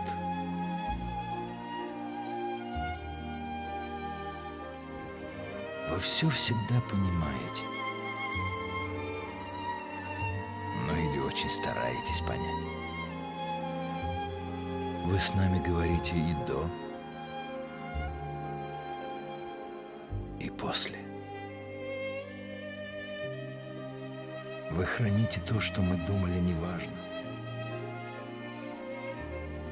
Вы вторгаетесь в нашу личную жизнь, и у нас возникают проблемы. Вы перестаете это делать, и снова проблемы. Вы всегда точно знаете, что для нас хорошо. И даже в нашей квартире вы чувствуете себя хозяйкой. Мы на вас так похожи, даже если отличаемся внешне. Случается, что вы в чем-то в семье не первые. Но только не в том, что для всех важно. Вам гораздо больнее, когда нам больно. И папа может быть рядом, но вы всегда чуть ближе. И ничего не ждете взамен. Ну, если только самую малость.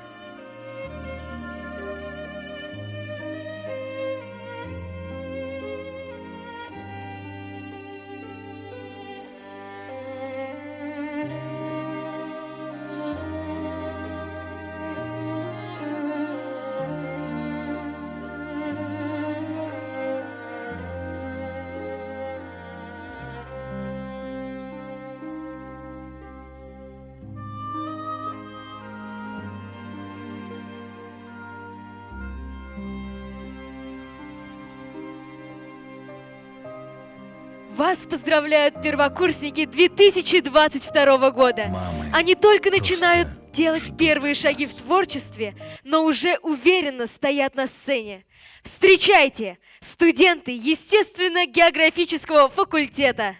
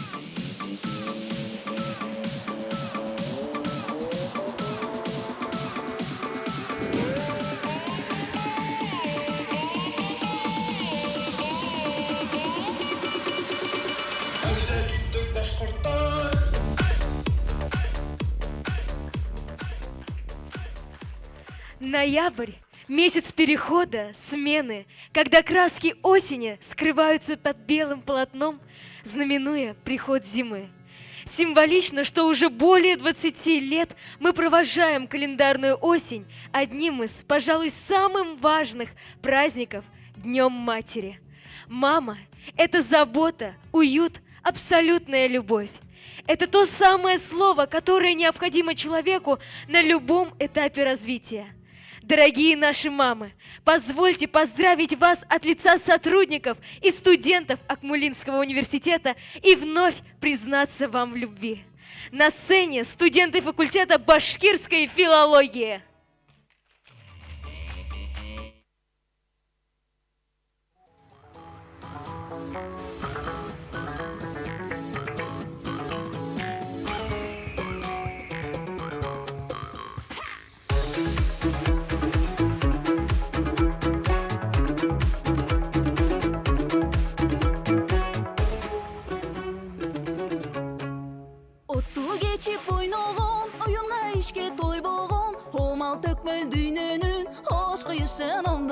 Horg'ub barg'ib kuch quvvat urusir bolbogon oshol qirg'iz beymelen haydalab qalaygonim erimderi bülküldüüküylörü ülbüldü kızlar bileydi yekte yenderi sülküldü.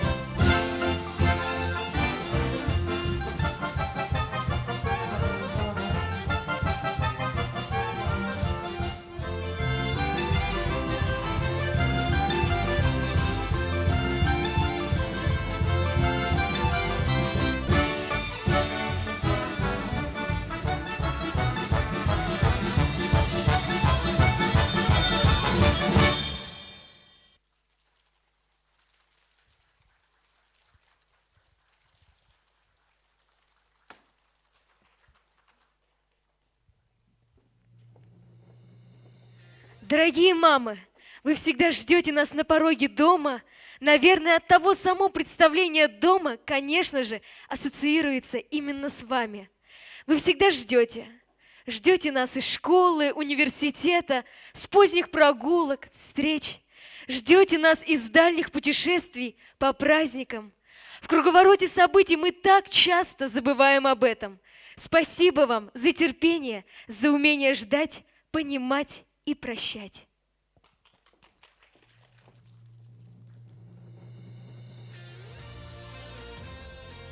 Нет края на свете красивей, нет родины в мире светлей.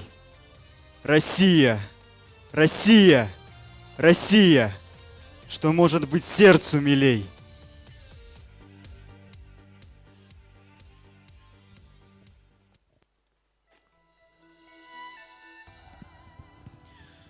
辛苦遭逢起义经，干戈寥落四周星。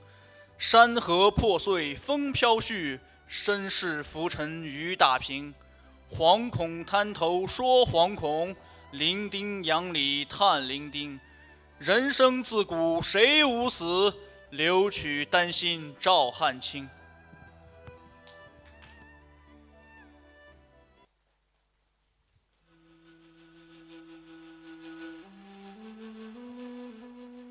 Мен мақтанам, мақтанғыдай жөнү бар, мақтанарлық қырғыз деген өңім бар.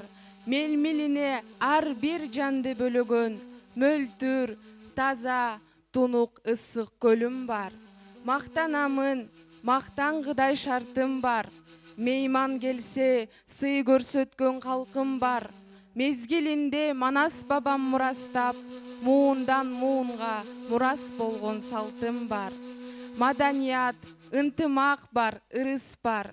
Мартабалуу, алкул бар, чыңгыз бар. Мүмкүнчүлүк болуп турса колуңда, мактангыла, мактангыла, кыргыздар.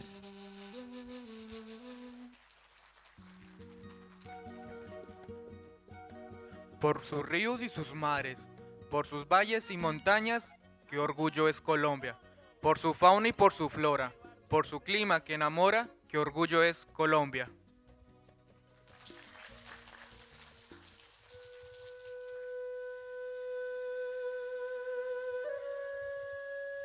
Минең туган кырдарым, балдай татлы һыуҙарым, яландарым, урманым, күккә ашҡан Уралым.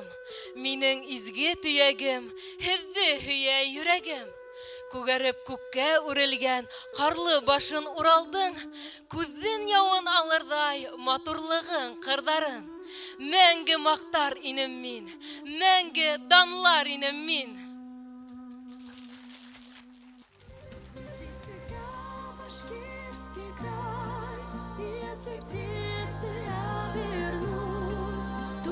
Где цветет курай, с любого берега вернусь. И где священная гора, что называют городом, нас бережет, зовет туда, где мой народ, моя семья, где мой народ, моя семья, там, где история моя. Наш мир полон загадок и тайн. Каждый день готовит нам открытия маленькие и большие. Мы изучаем мир, пытаемся разгадать великую тайну. И, будучи на пороге разгадки, именно вы держите нас за руку. Вы – наше вдохновение и наша поддержка. Пусть же ваши глаза так же ярко горят, ведь именно их блеск позволяет не заблудиться даже в самой темной ночи.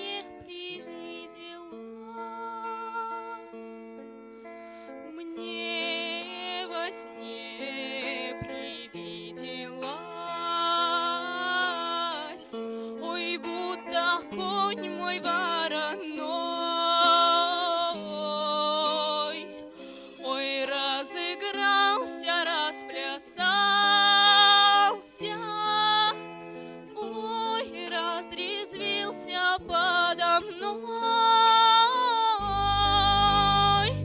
Ой, разыгрался, расплясался,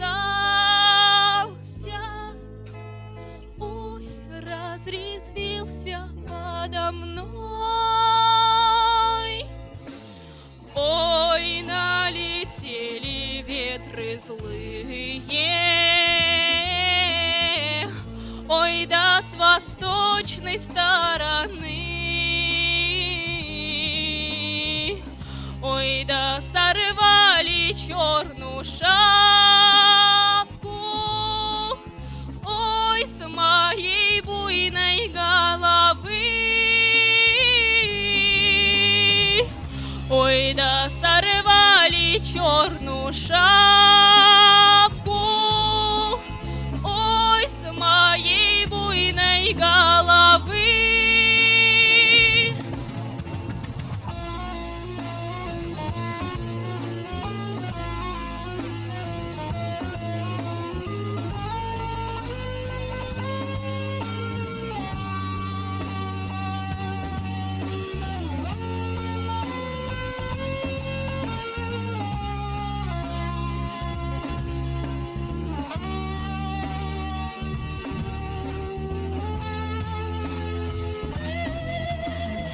А Есаул догадлив был, он сумел сон мой разгадать. Ой, пропадет он и говорил, ой, твоя буйная голова, ой, пропадет он и говорил, ой, твоя буйная голова.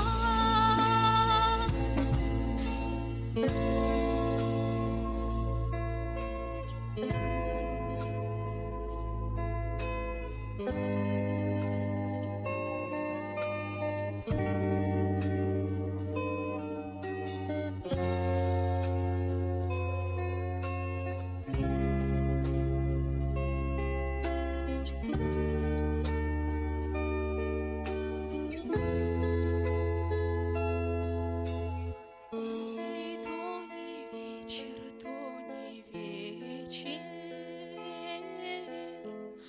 ой, мне малым мало спалось, ой, мне малым мало спалось, ой, да во сне привиделась, ой, мне малым мало спалось, ой, да во сне привиделась.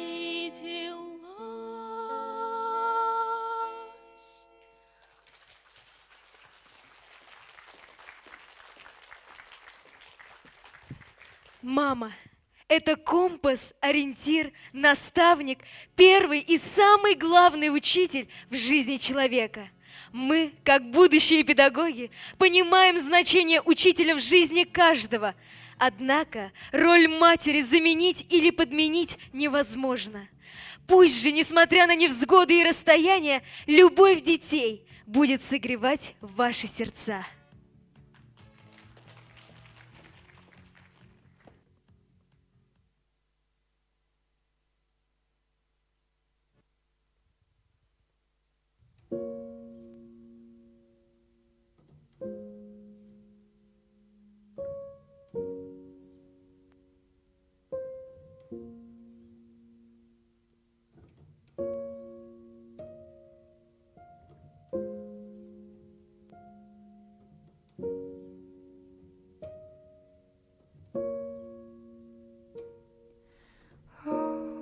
Could I ever know you when everything lies in disguise? Oh, could I ever forget those eyes looking for my will? How could I ever know more when everything is held by a thread?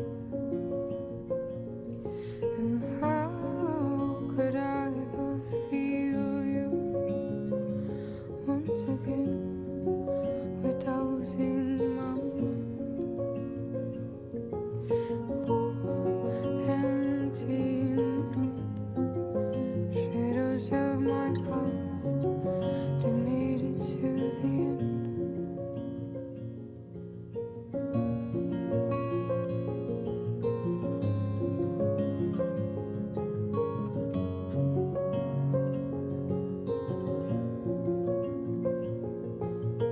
How could I ever know when you must and miles away? How could I forgive myself? How blind and scared I was. Oh, empty shadows of my past made it to the end. Oh, empty shadows of my past, they made it to the end.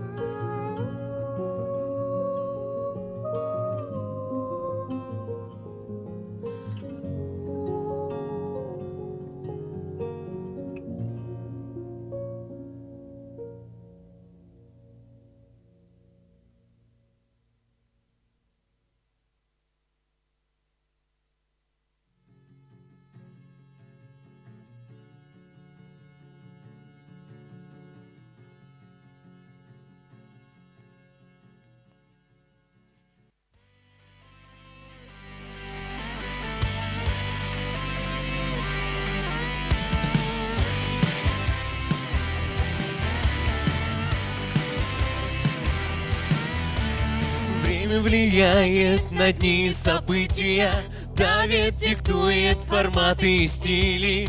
Мы на пороге большого открытия, мы молодые педагоги России. Время сдержать обещания строптивые и жди новой жизни, действуй сейчас.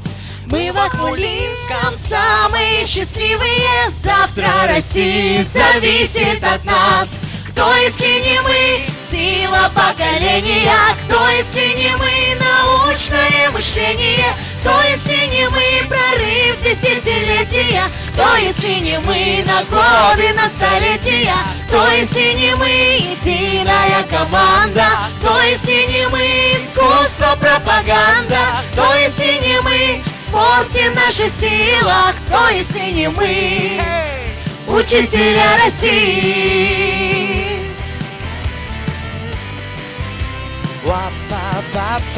Мы штиля не ждем в эпицентре события, работа в проектах на благо Уфы. Мы помним историю нашей Башкирии, и эту историю делаем мы. Дерзко, уверенно, смело, логично, общие идеи и цели верны. Легко нам не будет, и это логично. Успех наш зовется успехом Уфы. Кто, если не мы, сила поколения? Кто, если не мы, научное мышление? Кто, если не мы, прорыв десятилетия? Кто, если не мы, на годы, на столетия? Кто, если не мы, единая команда? Кто, если не мы, искусство, пропаганда? Кто, если не мы, в спорте наша сила? Кто, если не мы, учителя России?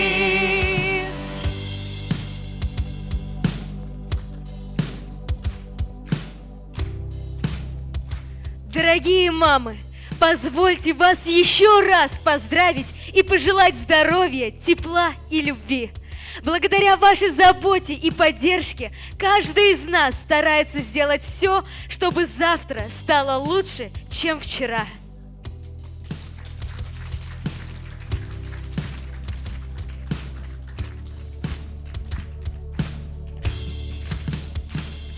Если не мы, сила поколения, кто если не мы, научное мышление, кто если не мы, прорыв десятилетия, кто если не мы, на годы, на столетия, кто если не мы, единая команда, кто если не мы, искусство, пропаганда, кто если не мы, в спорте наша сила, кто если не мы, учителя России.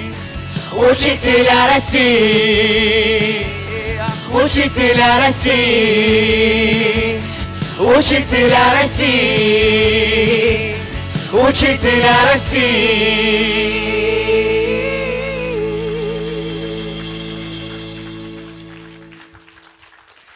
Прослушайте следующую информацию о дальнейшем ходе мероприятия. Сейчас вас, уважаемые родители, провожают на факультетское собрание в следующие аудитории. Институт исторического, правового и социально-гуманитарного образования. Аудитория 104, корпус номер 4. Институт педагогики. Актовый зал, корпус номер 7.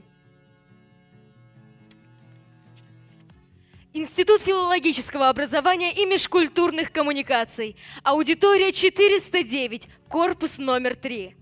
Факультет башкирской филологии. Аудитория 202, корпус номер 6. Художественно-графический факультет.